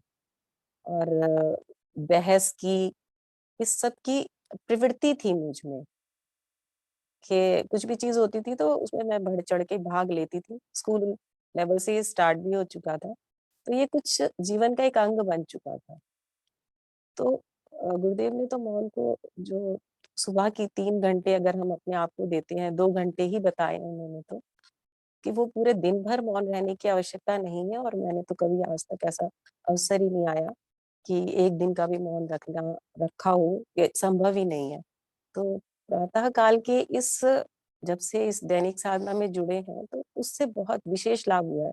अभी तो अंदर से ऐसा होता है कि बहुत जगह लगता है कि ज़रूरत ही नहीं है, बोलना ही नहीं है। आपके ये जो हमारी वैखरी मध्यमा परा पश्यन्ति जो वाणी है, इसके विषय में समझ आना शुरू हो गया है, जो पहले बिल्कुल आभास नहीं होता था और ये एकदम सत्य है कि हम बोलने में बहुत हमारी एनर्जी वेस्ट होती है। तो अब सिर्फ इतना है कि जो बोले उपयोगी बोले। तो ऐसा नहीं है कि पूरी तरीके से अभी उस पर कमांड हो चुकी है, लेकिन काफ़ी हद तक लगता है, चीज़ें आती है कि नहीं, इस पर कुछ नहीं कहना और अपने अंतर की यात्रा की तरफ थोड़ा रहता है और विचार, भाव हमारे हमें एक मार्गदर्शन देते हैं और परापश्यन्ति का थोड़ा-थोड़ा समझ आना शुरू हो गया है, कि आपके अंतर्मन से निकलने लगती हैं चीज़ें, आपको समझ आने लगती हैं, आपको दिशा देने लगती हैं। तो इन मौन बहुत उपयोगी है, जो ये सुबह का स्वाध्याय है और मुझे लगता है कि इसमें ही गुरुदेव ने और जो बाबूजी ने हमें और उसका सरल रूप बताया है कि इसमें सारे तप हो जाते हैं। यदि हमने वो सुबह की दिनचर्या को अपना लिया, आसन हमारे जो भी हैं, अन्नमय कोश की जो हो गई और उपवास का जो एक सामान्य स्वरूप समझा, तो हमारे जो ये शरीर है, जो पंच तत्वों से बना है, उसका संतुलन जब हमें करना आ गया, तो उसी को फिर हमने 24 तत्व कह दिया कि जिससे हमारी कर्मेंद्रियाँ हैं, ज्ञानेंद्रियाँ हैं और मन, बुद्धि, चित्त, अहंकार है। इस सबको जब हमने एक संतुलन में ले आए और स्वस्थ कर लिया, निर्मल कर लिया, साफ-सुथरा कर लिया, तो मानवीय गरिमा के अनुकूल हम बन गए। अभी जैसे लोकेश भैया ने बताया कि अन्न में ही क्यों रख दिया कि बेस तैयार होगा तो आगे कुछ होगा। उसके अलावा अ, हमें धीरे-धीरे, धीरे-धीरे फिर चीज़ें समझ आनी शुरू होती है, हमारी समझ इतनी विकसित होती है या चेतना का वो स्तर आ जाता है कि आप आगे की साधनाओं को करने के अनुकूल बनते जाते हैं। तो इस हिसाब से इन साधनाओं को हम करें और ये जो भैया कह रहे थे कि पहले ऐसे किया जाता था, तपस्वी इतना करते थे, कई बार मुझे लगता था कि मेरा तो बहुत अधिक है नहीं, शायद कहीं कुछ कमी है, लेकिन पीछे बाबूजी के एक कहा उन्होंने कि में इतना हो गया है, तो मुझे थोड़ा लगा कि पता नहीं, मैं समझ नहीं पा रही थी कि मैंने तो कठिन साधनाएँ नहीं करी हैं, बहुत लंबा जल पर नहीं किया, लेकिन वो सात्विक भोजन क्योंकि शुरू से ही रहा है और बहुत अधिक खाना, जो बताया गया है कि आप आवश्यकता से अधिक ना खाएँ। तो इन सब चीज़ों को यदि समझते रहेंगे कि अपने शरीर में हमारे रोग नहीं है और हमें जल्दी से कोई बीमारी नहीं पकड़ती है, हमारे दैनिक जीवन के क्रियाकलाप, हमारी ऊर्जा उतनी बनी हुई है, तो बहुत अधिक इस तरीके का हमें शारीरिक कष्टों को सहने की आवश्यकता नहीं है। सभी तत्व ये जो तप बताए गए हैं, इस पर भैया लोग बात कर चुके हैं। इसमें एक निष्कासन तप थोड़ा रह गया था कि जो कुछ ये बहुत आवश्यक है कि हम ये सब करते तो जा रहे हैं, लेकिन फिर भी हमसे कुछ भूलें होती जाती हैं या हमारे पुराने संस्कारों के फलस्वरूप हमसे कुछ ऐसे कर्म हो जाते हैं जो नहीं होने चाहिए थे। तो कई बार हम क्या करते हैं कि वही उसे हम अपनी अहंकार कह सकते हैं या दूसरे की जजमेंट के हिसाब से अपने आप को हमें कहीं नीचा ना देखना पड़े, उसके हिसाब से हम उसको प्रत्यक्ष नहीं करते, बताते नहीं हैं। तो उसको बताना गुरुदेव ने इस पर बहुत बल दिया है कि जैसे डायरी लिखने का उन्होंने बताया कि अगर आप और कुछ नहीं कर सकते अपना डायरी में लिखिए और आप जिस पर बहुत विश्वास करते हैं या तो आपका कोई मित्र हो सकता है या आपके गुरु हो सकते हैं क्योंकि वो उसको किसी के समक्ष लेकर नहीं आएँगे और बल्कि अपने तप से या अपने मार्गदर्शन से उनको हटा दिया जाएगा। तो उसका निकलना बहुत आवश्यक है और इस बात को हम सब महसूस करते हैं कि हम जो सामान्य रूप से जितनी बातचीत करते हैं, आप देखेंगे कि उसमें हमारी कुछ ना कुछ वो बातें रहती है।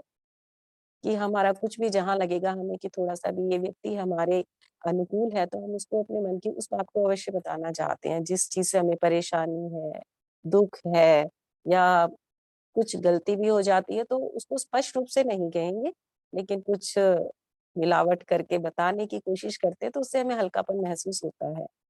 तो इसमें गुरुदेव ने तो बताया है कि आप उसको नोट करते जाइए, जो भी आपके मार्गदर्शक सत्ता है, उनको आप दिखाएँ, तो वो आपको मार्गदर्शन देंगे और आपको बातें बता देंगे। लेकिन बताना, निकालना बहुत आवश्यक है और आज हम देखें अगर अपने आस-पास भी देखें, अपने बच्चे देखें और जितने भी लोग हैं, ये निष्कासन ना होने की वजह से बहुत मानसिक विकारों से ग्रस्त हैं।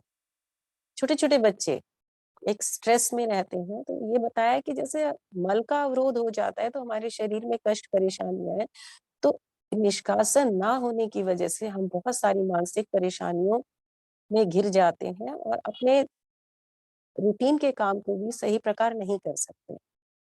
हर समय वो चीज़ हमें कुरेदती रहती है, काटती रहती है।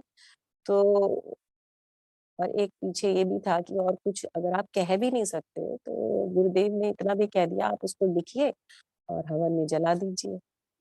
पर उसका आपके अंदर से निकलना मतलब चलो आपने किसी के समक्ष उसको नहीं बताया, तो आप उसको लिख कर उसमें आहुति दे दीजिए, तो ईश्वर को समर्पित कर दें आप। तो ये चीज़ें बहुत आवश्यक हैं, छोटी-छोटी चीज़ें हैं और बहुत कष्ट परेशानी वाली चीज़ें नहीं हैं। दैनिक जीवन में हम इन्हें बहुत आसानी से कर सकते हैं, इसीलिए कहा गया है कि इन्हें बच्चे, बूढ़े, जवान, किसी भी अवस्था के लोग बहुत ही आसानी से कर सकते हैं कि पंचकोश की साधना इतने सरल रूप में गुरुदेव ने हमें दी है और बाबूजी हमारा मार्गदर्शन कर ही रहे हैं। तो अच्छी चर्चा रही, सभी के अनुभवों से हमने सीखा, तो मैं अब प्रणाम करती हूँ और बाबूजी से निवेदन करते हैं।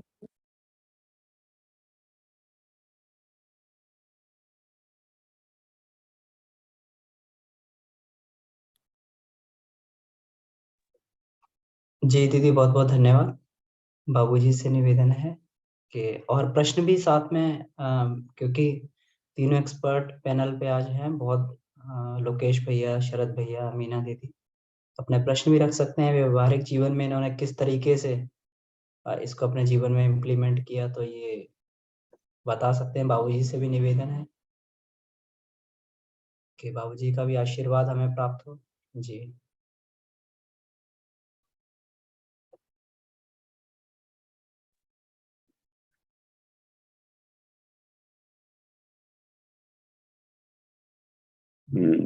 जी अमन जी प्रणाम, शरद जी जी प्रणाम, डॉक्टर लोकेश जी प्रणाम, मीना दी को प्रणाम, सभी पार्टिसिपेंट्स को प्रणाम। देखिए इसमें बहुत अच्छा आज मिला इंटरप्रिटेशन इन अनुभवी साधकों के माध्यम से। इसमें और एक बात यह है कि तपस्या में यूथ जनरेशन प्रवेश कर जाए, जो कि इसमें जवानी नींद भर सोया, तो समझिए कि भारत करवट बदल रहा है और पढ़े लिखे समृद्ध लोग अब इसमें, और खासी का तब पर पीएचडी इन्होंने, लोकेश जी ने आनंदमय कोश पर ही पीएचडी किया है, यानी पंचकोश पर पीएचडी करने लगे साधक लोग अब। और सुरेंद्र पटेल भी कर रहे हैं, ये सब लोग। तो इसमें से काफी कुंडलिनी जागरण में भी पीएचडी कर रहे हैं। तो ये पूज्य गुरुदेव की तपस्या सार्थक हो रही है कि आने वाले, अभी तुरंत हमने कहीं न्यूज में देखा, ग्रुप में ही किन्हीं ने डाला था, पेपर का कटिंग था उसमें, कि शिक्षा विभाग में प्रारंभिक समय में ही पांचों बॉडीज को हेल्दी बनाने के लिए छात्रों को एजुकेशन में पहले गुरुकुल में कंपलसरी रहता था, और फिर से शिक्षा विभाग में, ताकि चरित्र के साथ वो चरित्र भी पैदा हो, केवल योग्यताओं तक हमारी उपलब्धि न रहे। तो शुरुआत में ही जरूरी है। आज एक जैसे कक्षा में एक बात आई कि तपस्या को पहले ही अन्नमय कोश में क्यों रखा, इसलिए कि जन्म जन्मांतरों के कुछ संस्कार के अनगढ़पन जितना रहता है, तो न्यूली बॉर्न बेबी में ही रहता है, शुरुआत में ही रहेगा। अनंत जन्मों के पाश्विक संस्कार लेकर आदमी जन्म लिया है। जन्मना जायते शूद्र या शूद्रास्तु जन्मना सर्वे, ऐसा गायत्री महाविज्ञान में एक सूत्र है कि शूद्रास्तु जन्मना सर्वे, हर कोई अनगढ़ होता है। तो अनगढ़ होता है विभिन्न योनियों की आदतें लेकर के, तो उसको गलाई ढलाई जरूर करना पड़ता है। फर्नेस अयस्क होते हैं, रॉ मटेरियल निकलते हैं, उसमें मिट्टी की मिलावट अधिक रहती है और उसको गला करके सारे स्लैग्स मलबे बाहर निकालने पड़ते हैं फटने से। तब देखिए हेमाटाइट हो रहा है, आयरन और ऐसे लगता है कि पत्थर है, मिट्टी है, लेकिन एकदम स्टील बॉडी बन जाता है। तो इसलिए शुरुआत से ही शुरू की गई इस बात को।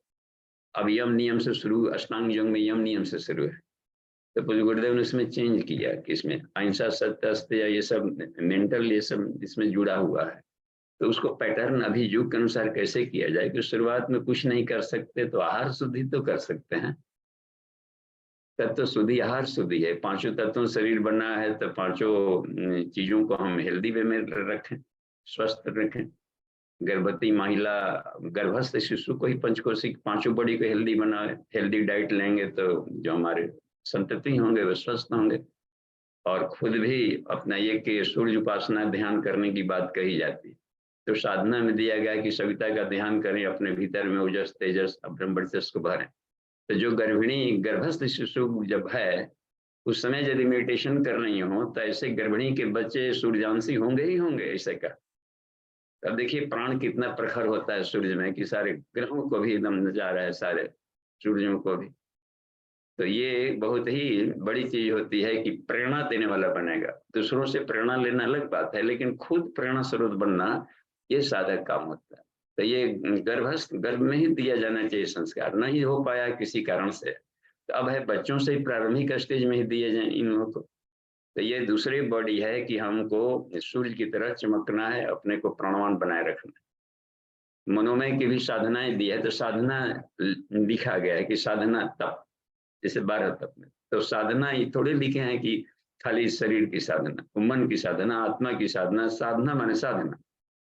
तो ये साधना लिख दिया है, जप है, तो इसमें कि अब जप भी हम लेते हैं तो मनोमय कोश का है उसमें, जप ध्यान त्राटक तन्मात्रा साधना, यानी कि पांचों कोशों को बेस से ही लिया गया है इसमें। कहीं हमें इसको नहीं देखना है कि केवल अन्नमय कोश की साधना है। जैसे निष्कासन तप अभी मीनादी ने कहा, तो मन के गोपनीय जो भाव हैं हमारे दबे हुए हैं मनोमय कोश में, उसको निकालने की बात थी। तो ये पांचों कोशों के लिए दिया गया है इसमें, और टिल डेथ रहना चाहिए, क्योंकि ये अब अन्नमय प्राणमय कक्षा में गए तो अन्नमय प्लस प्राणमय, न कि केवल प्राणमय, क्योंकि शरीर तो मरने तक रहेगा ना, मरने तक साथ देता है। बेस्ट फ्रेंड अपना बॉडी होता है, बेस्ट फ्रेंड। और कोई भले साथ ना दे, कोई अपना मित्र है कितना हूँ गिनाए, तो बगल में सोया है वो अलग सपना देख रहा है, अलग सोया है, लेकिन साथ देगा तो एक ही है मित्र अपना, जो बॉडी होता है। और पांचों बॉडी, अपना ही मन अपना दोस्त है। मान जा मेरे मन, मन भगवान को नहीं मनाने, मन को मनाना है अपना। मान जा मेरा ईगो, देखते हैं कमाल की बात होती है, मान जा हमारा इमोशन कहाँ बह रहा था, कहाँ इमोशन लगना चाहिए था, समष्टि से लग गया, व्यष्टि से थोड़े दायरे में रख गया, और उसको विराट बनाया जाता है कि आदमी आत्मबोधत्व पा सके, हर जगह बांध करके हमारी भावनाएं काम कर रही, तो मोह में बदल चुका था। तो ये कितना ही कमाल की बात थी। तो हमें हर चीज को इसमें रखा गया है कि निष्कासन ये भीतर वाली की निकल, बाहर के क्या, बाहर के तो मल स्लग से निकाल दिया, दस्त करा दिया, लेकिन वहां पर जो निष्कासन तब साफ लिखा है उसमें कि मन के स्वीय मनोभाव, अपने मनोभावों को हम बाहर निकालें। तो अब ये बहुत ही कमाल की बात थी। आज जैसे बल विद्या संस्कारों का ब्रह्मचर्य, तो ब्रह्म को चरना तो साफ है कि स्वाध्याय आत्मा का भोजन है, ब्रह्म है, ब्रह्म को चरना तो बचपन से ही चराया जाए बर को। अब विद्यारंभ संस्कार हुआ तो कख गघ से शुरू होना चाहिए था, लेकिन ऋषियों ने कहा कि नहीं, ब्रह्म को लिखो, पहले ओम लिखो। जिह्वा पर जैसे शहद लिखा तो शहद ओम से लिखा, यानी पता नहीं अगले क्षण हमारा शरीर रहेगा नहीं रहेगा, तो एक बार भी कम से कम ओम क्यों नहीं बोल रहे। तो ब्रह्म को चरने की बात शुरू से जहाँ की जा रही हो, तो वह अच्छा साधक जरूर ब्रह्म को पाएगा ही पाएगा। तो प्रारंभिक कक्षा से ही इसमें देखिए ब्रह्म को चराया जा रहा है। बल को बढ़ाओ, विद्या को बढ़ाओ, संस्कारों को बढ़ाओ, और होल लाइफ चला जाता है। इतने बड़े से बड़े प्रोफेसर और अधिक पढ़ते हैं, पहले तो कम पढ़ते थे, और अधिक पढ़ेंगे। स्वाध्याय तब कर रहा है, अर्जन तब कर रहा है, ज्ञान को बढ़ाते जाओ, ज्ञान को बढ़ाते जाओ। अब नहीं तो जिनको हम पढ़ा रहे हैं उनका भी तकल बढ़ेगा, हम वहीं रह गए, तो फिर जाकर के कल परसों वो हमको पढ़ाने लगेगा। पढ़ाने वाला हमेशा ही आगे रहे, दो हाथ। गुरुजी हम लोग क्लास ले रहे थे, एक बात कही, काफी संख्या में जनरल क्लास ले रहे थे, जो नीचे एक मंच पर कहा कि हम तुम लोगों से बहुत अधिक आगे नहीं हैं, मात्र 2 हाथ आगे, बस 2 हाथ देखते हैं। अब बाघ खदेड़ता है हिरण को तो हमेशा 20 फीट फानता है तो 21 फीट में रहता है, हमेशा एक छलांग आगे रहे, कभी पकड़ाएगा ही नहीं हिरण, भागता रहे, बाघ पकड़ते रहे, थक जाएगा बाघ। तो 2 हाथ आगे है, एक हाथ है संत का, दूसरा हाथ है ब्राह्मण का। देखिए उन्होंने अपने संतत्व को हमेशा बढ़ाते गए, ब्राह्मणत्व को बढ़ाते गए, कभी नहीं कहा कि मरने तक विश्व पितामह बढ़ाते गए। कितना हो कि अंतिम समय में भी ज्ञान ले लो, ज्ञानी ज्ञानी होता है। हमारी अपनी साधना शुरुआत हो पहली कक्षा से अंत तक, अंत जन्म जन्म जतन कराई, वो देखिए हमारी जर्नी हम क्यों रहते हैं उस बेहिसाब ईश्वर को। हम 4 दिन हो गया, 5 दिन होगा, उबने लगते हैं। उबना भी एक डिमेरिट होता है, हम क्यों उब रहे हैं? उबे नहीं, मजा ले। जब तफरीह करने से मजा ले रहे तो साधना का भी मजा लिया जाए। तो जिस दिन मजा के विषय बन जाएगा, ये केवल ये नहीं रहेगा, हॉबी हो जाएगा, ये साधना अपनी हॉबी है, तब देखिए उसका अलग है। अभी हमारी हॉबियां इधर उधर टहल रही हैं, तो टॉप प्रियोरिटी पर नहीं है ये हॉबी, इसलिए दिक्कत पड़ रही है। तो बिल्कुल व्यवहारिक साधनाएं हैं सब, और शुरू से लेकर के अंत तक के इसमें हम चाहेंगे कि प्रश्नोत्तरी हो, और इस प्रश्नोत्तरी में जो नए प्रश्न आते हैं तो हम सब लोग हैं कक्षा में, तो उसका हम लोग लाभ लेंगे। जी हाँ, प्रश्नोत्तरी हैं, देखिए लोकेश में, या हम लोग कुछ बात करें इसमें से 12 तत्वों से लेकर के, या कौन सी बात ऐसी नहीं। अच्छा, अन्नमय कोश में एक और बात अभी आई जो ये छूट रहा था कि देखिए मनोमय कोश पर कितना अधिक ध्यान दिया है कि तंत्रिकाओं का जो ये है जमघट उपत्तिकाएं हैं। देखिए गैंग्लियन उपत्तिकाओं का ऑफिस होता है, और हार्मोनल सिस्टम भी देखिए हम कमांड कर रहे हैं। तो हार्मोनल डिसऑर्डर से सारे रोग हो रहे हैं, तो हम क्यों नहीं डिजीज फ्री करते हैं, और हर तरीके से न्यूरो ह्यूमरल बनता है वो, और गैंग्लियन साइक होता है, उसके सारे हेड्स होते हैं। तो इनको क्लीनिंग सफाई तो सारा तंत्रिका तंत्र है ना, मनोमय कोश की सब सारे क्या है, उपवास फास्टिंग की सब बात में।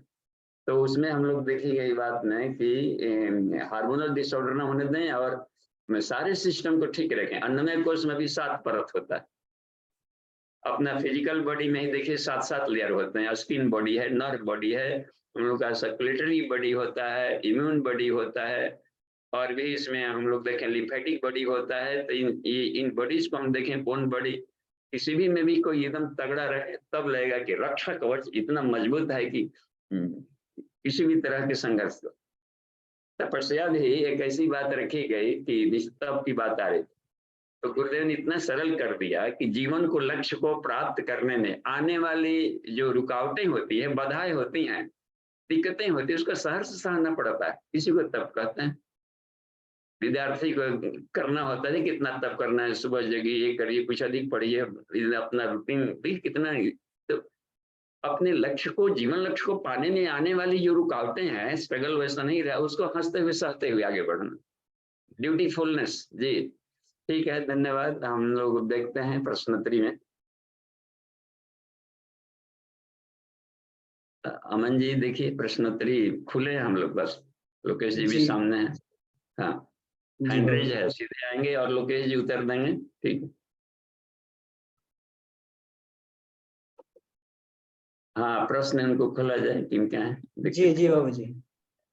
आशीष जी अपने आप अनम्यूट कीजिए। हैंड रेज है, अच्छा ठीक है। आशीष जी, राम आशीष, इनका शायद ही अनम्यूट नहीं हो पा रहे हैं। जी राम आशीष जी अपने आप को अनम्यूट कीजिए। जी जी हो गया। जी हो गया, आपकी आवाज आ रही है। जी भैया प्रणाम, और बाबूजी के श्री चरणों में कोटि कोटि प्रणाम। बाबूजी जब हम ये शीर्षासन करते हैं तो हमारे गले और सर में दर्द होती है, थोड़ा पीठ लेकर के, ऐसा क्यों होता है? हाँ, तो लोकेश जी काफी किए हैं इस सब में, तो उसको पार करके गए होंगे, तो अपना प्रकाश डालें, विचार इनको बताएं कि कैसे क्या होगा इसमें संयोग।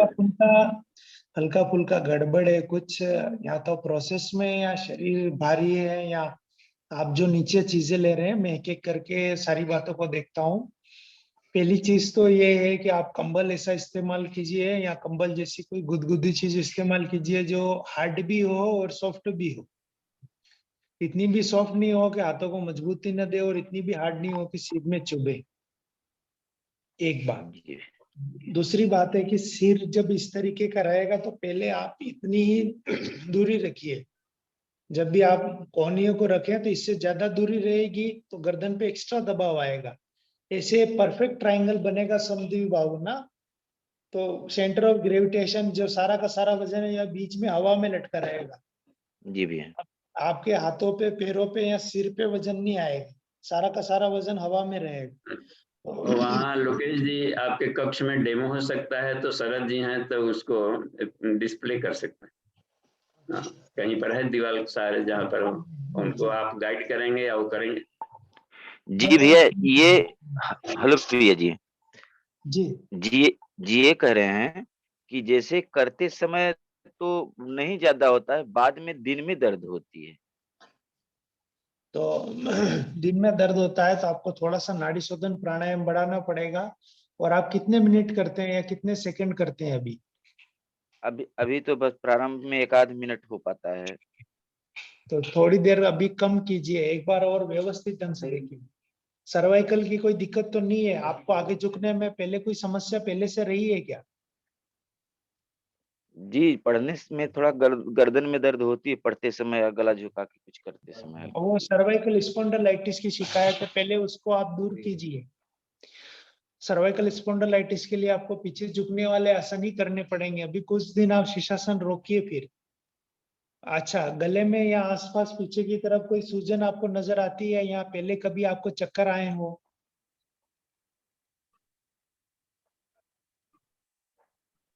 ऐसा तो नहीं लगता भैया।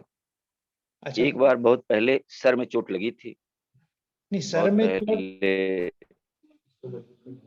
सर में चोट लगना एक अलग चीज है, और गर्दन में दर्द होना, या फिर गर्दन जब आप आगे झुकाते हैं तब आपको चक्कर आता है, ऐसा कुछ?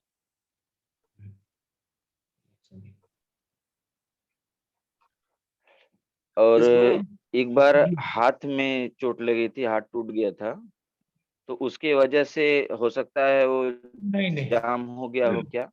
न कुछ तो नसें सर, जाम हो सकती हैं क्या ऐसे? न तो सर की समस्या है न हाथ की समस्या। हाथ आपका इतना उठता है ऐसे? बिल्कुल एकदम, हाथ एकदम संचालित है, कोई हाथ की समस्या नहीं है, शरीर थोड़ा साथ नहीं दे रहा है, शरीर का एक समस्या है। तो एक जी बार आप डेमोन्स्ट्रेशन देख लीजिए, कुछ उसमें कमियां हो तो वो सुधार लेते हैं। और फिर अगर ऐसा कुछ कोई रोग जैसी बात दिखेगी तो फिर हम उसको अलग से लेंगे। ओके चलिए। भैया। इसमें भैया एक और है इनका, ये इस बार मिले थे वहां पर। जी आप कंटिन्यू करते रहें। एक बार अभी मिले थे यहाँ पे नवरात्रि में रामाशीष पांडे जी। जी तो भैया। इनको थोड़ा साइनस की, आपको थोड़ा साइनस की भी समस्या है ना, कफ की समस्या अधिक रहती है और हाँ, हाँ अगर सिर जी दर्द भी जी बहुत जी रहता है। जी। जी इसमें दो भैया, चीजें और काम करती है जुकाम बहुत शीर्षासन में। होता है। हाँ, तो एक मुझे तो लगता है आपको नाड़ी शोधन पे पहले। जी साइनस इशू है, उसकी वजह से भी दिक्कत होती है। और एक ये कान के पर्दे में अगर छेद है, या कान में से पीप आता है, पस आता है, ऐसी स्थिति में भी शीर्षासन करने से हल्का सा समस्या है बढ़ती। नहीं ऐसा कुछ नहीं भैया, कान से कोई प्रॉब्लम नहीं है। ठीक है, मैं देखिए शरद जी दिखा रहे हैं डेमोन्स्ट्रेट करके, आप देखिए एक बार। और अगर कोई डेमोन्स्ट्रेशन की समस्या है तो उसको दूर कर लीजिए। ओके भैया।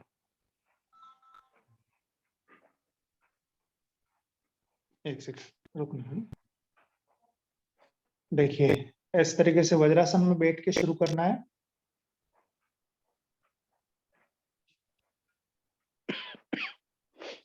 सिर का केवल अगला हिस्सा वो ही जमीन पे लगा रहेगा, बीच वाले हिस्से में हथेली रहेगी। ओके भैया। आराम से इस तरीके से पहले घुटने उठाए, धीरे से गहरी लंबी सांस भरते हुए धीरे से दीवार के सहारे पीछे की तरफ आप ऐसे हो जाइए।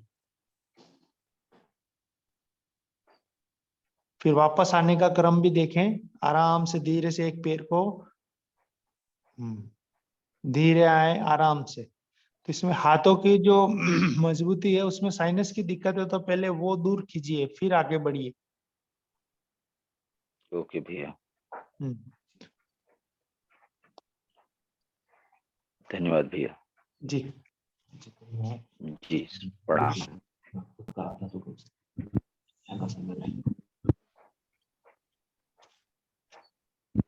इसके बाद में शशांकासन भी आवश्यक है, तो आप शशांकासन भी व्यवस्थित ढंग से करें।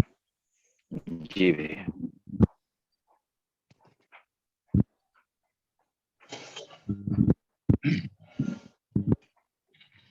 जी राजेंद्र कुमार गोयल जी अपना प्रश्न पूछ सकते हैं आप जी। प्रणाम बाबू जी, वहाँ उपस्थित सभी लोग को प्रणाम। हमें छोटी छोटी बातों पे घबराहट बहुत होती है, कभी कभी मन में बहुत डर सा लगता है, कोई उपाय बताएं।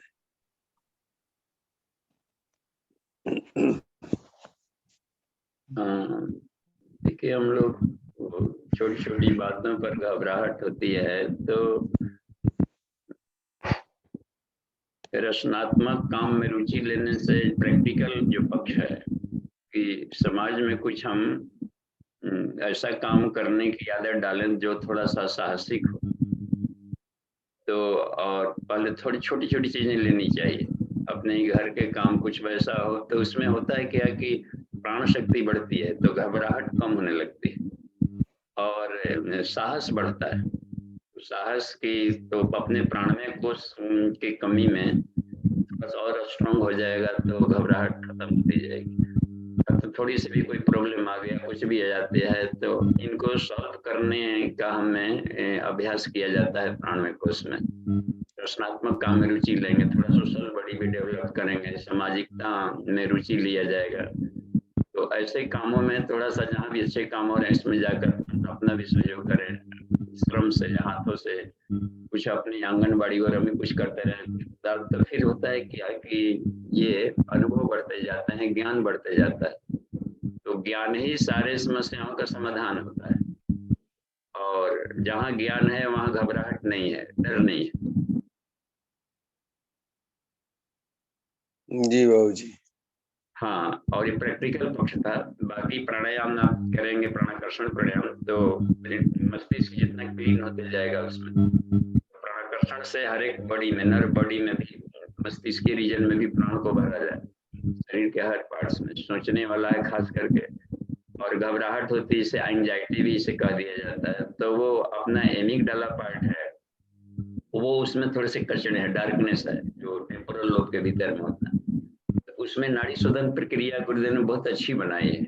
एक बार अपना एमिगडाला की क्लीनिंग के लिए राइट टू राइट करते हैं, right left left left left, तो पहले बायां वाला करते हैं left left left to left करने का, ये घबराहट वाले को दूर करता है और हिम्मत बढ़ा देता है। फिर राइट टू राइट करने में तो इसमें हिम्मत बढ़ा देगा, लेकिन वो हिम्मत रचनात्मक काम में लगेगा। फिर बैलेंस करता है सुषुम्ना से। इनका नाड़ी शोधन इतना अच्छा है गुरुदेव की शैली, इनके है कि 7 राउंड मिला करके एक होता है, तो शुरुआत में 3 राउंड से शुरू किया जाए और उसके बाद हर महीने बढ़ाते जाएंगे, एक एक या वीक में एक बढ़ाते जाएंगे, तो 6 महीना में 10 राउंड होने लगेगा। 10 राउंड होने लगेगा तो बस इतने 6 महीना में बिल्कुल अब साफ। बाकी सारा ध्यान हमें प्राणाकर्षण में देना चाहिए। प्राणाकर्षण सबसे सारे प्राणायामों का राजा है, तो जो पार्ट्स कम है इसमें प्राण को भर देना, सिर्फ प्राणी हीलिंग है। जी ठीक है, धन्यवाद जी प्रणाम।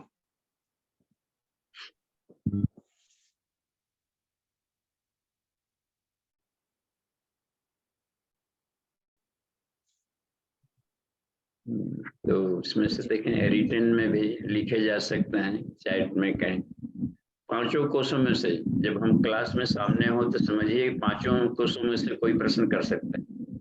जी बाबूजी, एक मेरा प्रश्न है कि जब लंबा प्राणायाम का अभ्यास करते हैं तो उस समय कभी-कभी जमाई भी आने लगती हैं प्राणायाम का अभ्यास करते-करते, और मस्तिष्क लगता है कि धीरे-धीरे कभी ऐसा होता है। देखिए किन्हीं का स्पीकर खुला है, आप बंद कर दें, आपके सिवा किन्हीं का न खुला है। जी। तो जमाई आती है और कभी-कभी ऐसा होता है कि प्राणायाम के बाद करने के बाद में एकदम बहुत तेज नींद आने लगती है। तो ये लंबे प्राणायाम में होता है अगर आधे घंटे से ऊपर करते हैं, अदरवाइज थोड़े बहुत में कोई दिक्कत नहीं है। हाँ जी अमन जी, देखिए प्राणायाम के समय में ऐसे भी जम्हाई आने का क्रम, इसका मतलब होता है कि देवदत्त प्राण काम करने लगा।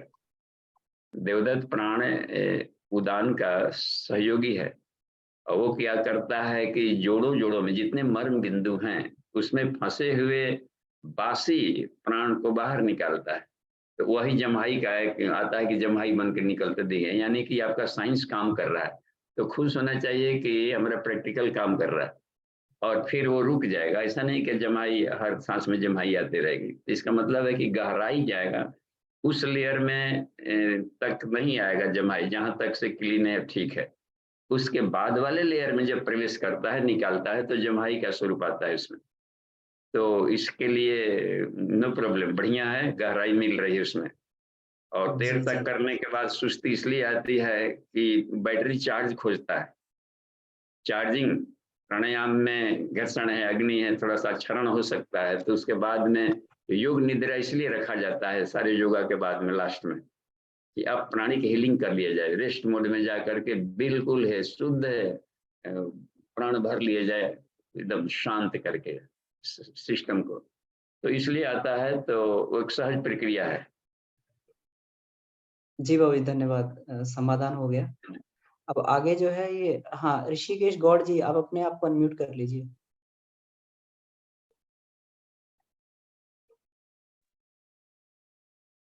जी भाई साहब। हाँ जी गौड़ जी, और प्रणाम। अपने सभी पार्टिसिपेट को प्रणाम। हाँ बाबू जी, जैसे हम जी आपकी आवाज कट रही है भाई साहब, हैं, आपकी आवाज कट रही है, थोड़ा नेट का इशू जैसे है। कि अब आई आवाज? हाँ जी, हेलो। अब आ रही है। जी जी जी। हाँ,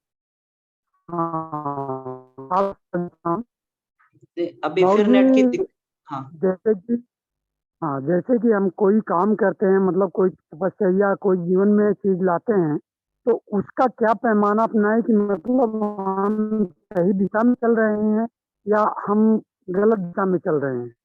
उसको हम कैसे मापें, अपने आप को कैसे आंकें?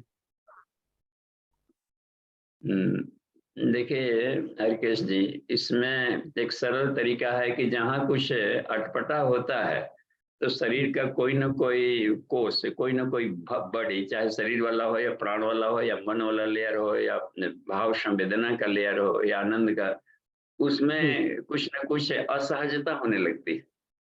भीतर से लगता है कुछ अच्छा नहीं चल रहा है, कुछ अच्छा नहीं हो रहा है। हमने देखा है कि इनको लोग पोस्ट में कर देते हैं कि आज हम अच्छा फील कर रहे हैं। तो जब जब गुड फीलिंग हो, अच्छा फील हो, तो समझिए कि प्रयास अच्छा है। नहीं तो कहीं ना कहीं दिमाग इतनी घड़ियां लगा दिया है, 72,000 अरब घड़ियां हैं शरीर में, खुट कर दे, कुछ ना कुछ उसको अलार्म देने लगे कि कुछ अच्छा नहीं चल रहा। तो शांति और आनंद आ रहा है, तो समझिए कि वो ठीक है। जी जी जी बाबू जी। हाँ जी, धन्यवाद। बहुत सहज है ये प्रणाम बाबू जी। पांचों। हाँ जी प्रणाम। इतना सरल है कि क्या अध्यात्म से सरल न कोई विषय है और न कोई आनंद में यहाँ पर कोई वस्तु है। अध्यात्म विद्या विद्या नाम। कृष्ण ने कहा कि सारी विद्याओं में अध्यात्म विद्या पहली कक्षा से लेकर के अंतिम तक अध्यात्म कॉमन विषय है, ये कंपलसरी विषय है, पहले स्कूल में अनिवार्य रखा जाता था। जी हाँ ठीक है, धन्यवाद। राजेंद्र थापा जी का हैंड रेज है, बातचीत किया जा सकता है। बाबू जी प्रणाम। जी प्रणाम। सब साधक को प्रणाम। थोड़ा प्रॉब्लम आ गया बाबूजी। वो योगा करते समय जो मेरा हेड है ना, लेफ्ट और राइट नहीं जाता कॉल से, 2 दिन हो गया, तो समस्या हो रहा है। हाँ, जब भी तापा जी प्रॉब्लम होने लगे तो और उस पर सोचना चाहिए, उसका दूसरा ऑप्शन खोजना चाहिए। अब ब्रेन में हाँ, तो कौन सा योगा कर रहे थे कि ऐसा लगा आपको? क्या लगता है अपने से कि हाँ, प्रज्ञा योग में जो हेड हम घुमाते हैं त्यो वो प्राणायाम करने के टाइम में, जी जी उसी टाइम में अच्छा, सामने हमको देख रहे हो तो अब देखिए हेड घुमाने का एक और तरीका बताते हैं आपको कि दर्द ना हो, क्योंकि ऐसे ढीला रखेंगे तो इससे इसकी दूरी बढ़ गई, देखना इतना दूरी बढ़ गई तो अब पूरा सटेगा भी नहीं, देखिए कितना, तो अब उसमें ऊपर दबाव पड़ता है। तो हम क्या करें शुरू में कि शुरू में दूरी घटा दीजिए, यानी ऐसे कर ले, देखें सट गया। हाँ? अब प्रेस देके करेंगे तो भी प्रॉब्लम नहीं आएगा। और प्रेस देखने से मसल मजबूत होते हैं। कितने आदमी देखिए ऐसे करके दबाते हैं, तो ये भी जरूरत नहीं है, केवल कंधों को छोटा कर ले और तब तो देखिए तो आपके मसल मजबूत हो जाएंगे। तो इसी में ट्रिक खोजना चाहिए अपने से कि कैसे कर ले, फिर जैसे उसका ढीला करते जाए, फिर धीरे धीरे पाएंगे तो एकदम स्लो मोशन में ले जाएंगे, और जहां लगे कि यहाँ पर दिक्कत है तो वहां पर हल्के सा टच करके आगे बढ़ जाए। ऐसा नहीं कि वहां दबाना जरूरी है, हल्के से हल्के स्लोली। तो हाँ, स्लो, बस धीमा और लगातार अभ्यास ही विजय पाता है। जी बाबू जी, बहुत आपने बात कही आपने। जी ठीक है, धन्यवाद जी, थैंक यू बाबू जी, प्रणाम, जय गुरुदेव। और देखिए समय अभी है 8 मिनट, किसी भी तरह की बातें कर सकते हैं। उपनिषदों में पढ़ते समय भी कहीं पर हमारा विषय ही, शोध का विषय उपनिषद है, तो उसमें भी बातचीत की जा सकती है। हाँ जी, हरिशंकर जी ठीक है, हरिओम। देखिए कृष्ण पढ़िए तो हरि प्रसाद जी का आया है। प्रणाम बाबूजी। 24 घंटे नमक छोड़ देने पर पैर के नसों में तनाव होता है, कृपया सुझाव देने की कृपा करें। हाँ, तो तनाव होता है तो 12 घंटा केवल छोड़ें, शाम को ले लें, संध्या नमक लेने लगी। तो अभी बताया गया कि बहुत हार्ड तप नहीं करना है और रिजिड नहीं होना है कि 24 घंटा माने 24 घंटा कहेगा, जब तक शरीर की जरूरत है तब तक करेंगे, 1 घंटा 2 घंटा 3 घंटा, तो जब तक अपने शरीर की मांग है उतने ही समय तक करेंगे। और सिंधा नमक, काला नमक, ये उसमें उसको आप लेते रहेंगे तो दिक्कत नहीं आएगी। हर एक फ्रूट साल्ट भी होता है, पालक है, टमाटर है, ये सब भी खानी चाहिए, बथुआ है, ये अमरूद है, ये सब देखिए अमरूद में तो मिनरल साल्ट खूब भरा पड़ा है, तो और सस्ता भी होता है अपने देश के लिए। हर हमको लगता है कि हर जगह मिलता होगा, सुबह में ले लिया जाए तो ये सब है, तो मिनरल साल्ट इसमें खूब भरे पड़े, तो उसमें नमक की कमी नहीं आएगी और हाथ पैर नहीं मुड़ेगा। हो सकता है विटामिन मिनरल साल्ट हो। तो आप लोग जी कुछ बता सकते हैं तो बताइए, योगा से रिलेटेड क्यों होता है अकड़न जकड़न।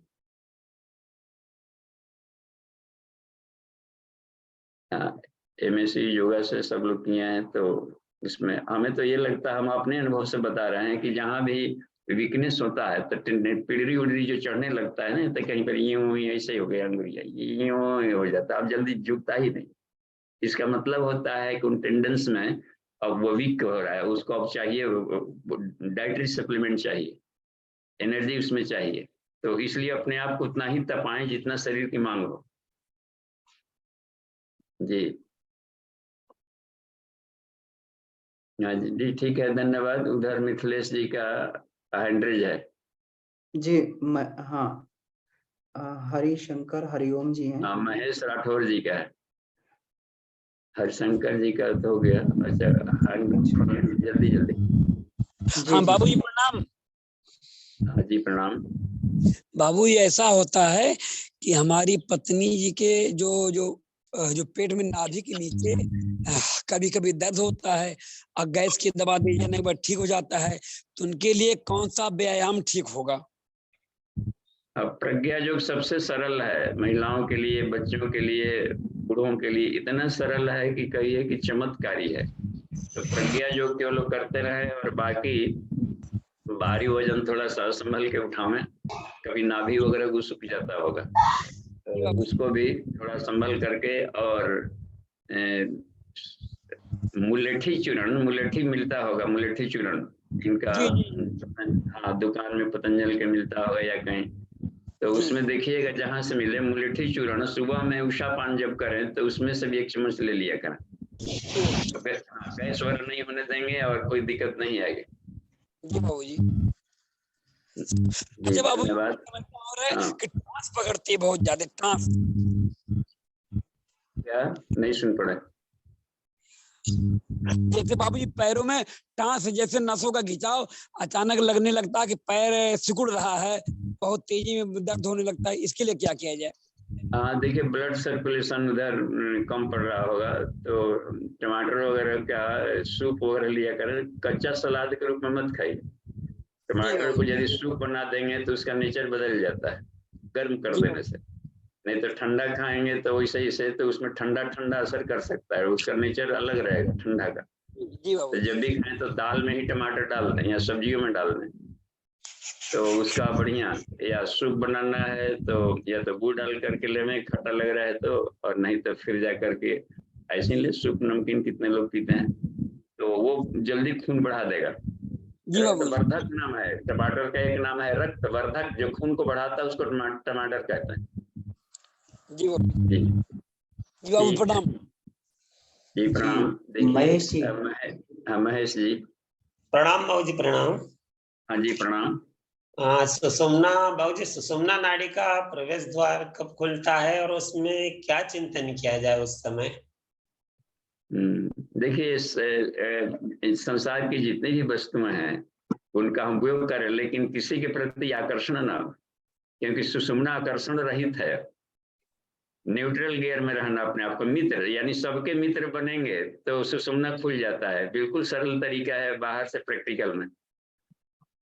बी फ्रेंड टू ऑल, बस क्या गलत क्या सही देखते हैं। राक्षस और देवता दोनों शिव जी को पूजते हैं, इसलिए बराबर ध्यान में रहते हैं, यानी सुषुम्ना में रहते हैं। हठ योगी, ह माने होता है चंद्र नाड़ी, ठ माने इधर, हठ इधर का कहते हैं बाएं वाले का, तो ह है सूर्य नाड़ी, एक है चंद्र नाड़ी, यानी पीड़ा इंगला को जो समान रखता हो वो कहा जाता है हठ योगी। यानी कि हमेशा शिव की तरह हम रहेंगे तो कोई बात नहीं। या तो सत्य की तरफ जाते हैं या तो फिर तम की तरफ दूरी बढ़ा देते हैं। तो सत्य रजतम जब इक्विवेलेंट होने लगता है तो सुषुम्ना खुल जाता है। जी बाबू जी।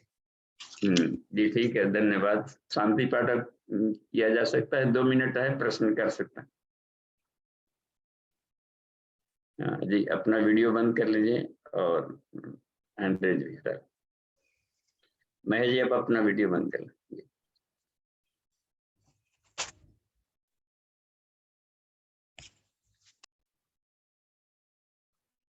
चलिए, आज के सभी पार्टिसिपेंट्स जितने थे, आप सभी लोग चूंकि इतना ब्रिलियंट होते चले जा रहे हैं कि अब कोई प्रश्न नहीं बच रहा है, तो ये भी एक अच्छी संभावना है। तो प्रश्न नहीं बचता है तो अनुभव करना चाहिए। केवल प्रश्न पूछने भर के लिए नहीं है सेशन, अनुभव शेयरिंग भी है। हर कोई को एक खुला विश्व स्तर का मंच मिल रहा है। हाँ जी बाबूजी प्रणाम। हाँ जी प्रणाम। एक प्रश्न है कि एक चीज अनुभव में आती है कि जब सांसारिक वस्तुओं की या संसार में जब हम दृष्टि डालते हैं या इन चीजों के प्रति जब हम भाव पैदा होता है, तो क्या श्वासों में भी उतार चढ़ाव उस तरह का होता है या स्वरों में कुछ बदलाव आता है? हाँ बिल्कुल आएगा। जहाँ देखते हैं क्रोध करने लगिएगा, संसारिक चीज कुछ देखने से तो क्रोध भी आ सकता है। जिसके प्रति ईर्ष्या देता क्रोध आएगा तो अपने आप आंखें लाल हो जाएगी, हो जाएगा, वो उठने लगेगा करते समय। तो संसार की क्रियाकलाप प्राणमय कोश से जुड़े हुए हैं और प्राणमय कोश का प्रभाव पड़ता है मनोमय कोश पर। मन का भी प्रभाव पड़ेगा सांसों पर। जहां भी आदमी आएगा, कामुकता के समय में सांसें तेज हो जाती है, क्रोध के समय में सांसें तेज हो जाएगी, शांत मन में सांसें अपने आप स्लो हो जाती है। तो इसलिए मन शांत किया जाता है। तो हम यदि युद्ध करना है तो कितना कमाल का, अर्जुन को इतना बढ़िया चीज है, अर्जुन तो युद्ध भी करो और हमें स्मरण भी करो। अब देखिए, यानी अपने शांत रहो लेकिन शरीरों की गतिविधियों करे, तब क्या होगा, तब शांत अवस्था में भी गतिशील रह सकता है। यानी ईश्वर गतिशील है क्योंकि वो शांत है। कमाल की बात है, शांति में भी गतिशीलता है। जो व्यक्ति शांत है उसकी पहुंच हर जगह हो जाएगी। जब हर जगह हो जाएगी तो उसको कहीं दौड़ने की जरूरत नहीं पड़ेगी। तो क्या ऐसा मोड होता है इसके अंदर कि ये शरीर स्वयं उस प्रयास को करता है या मन उस प्रयास को करता है? क्योंकि हम उस अभ्यास को करते हैं कि मन एक शांत अवस्था में है, और क्या ये शरीर भी उस तरह से करने लगता है कि श्वास को कि उस तरह का श्वसन चलने लगता है उसको नियंत्रित करके वापस से वो उस शांत अवस्था में आना चाहता है।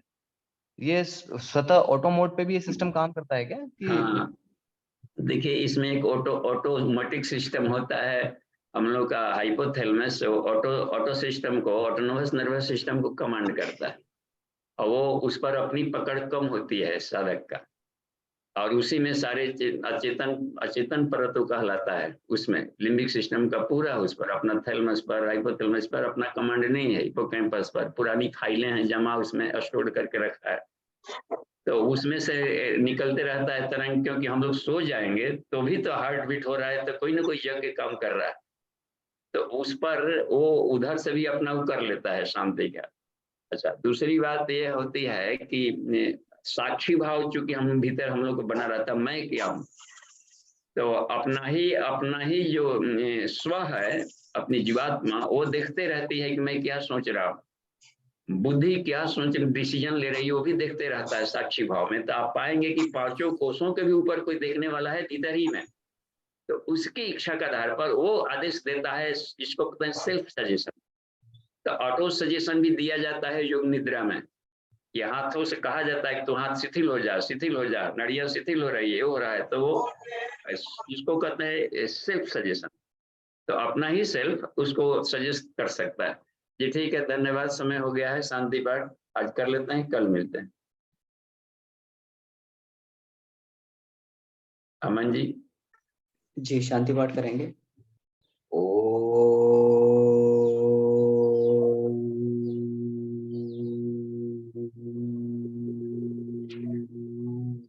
शांति शांति शांति। समाप्त। सभी पार्टिसिपेंट्स को धन्यवाद।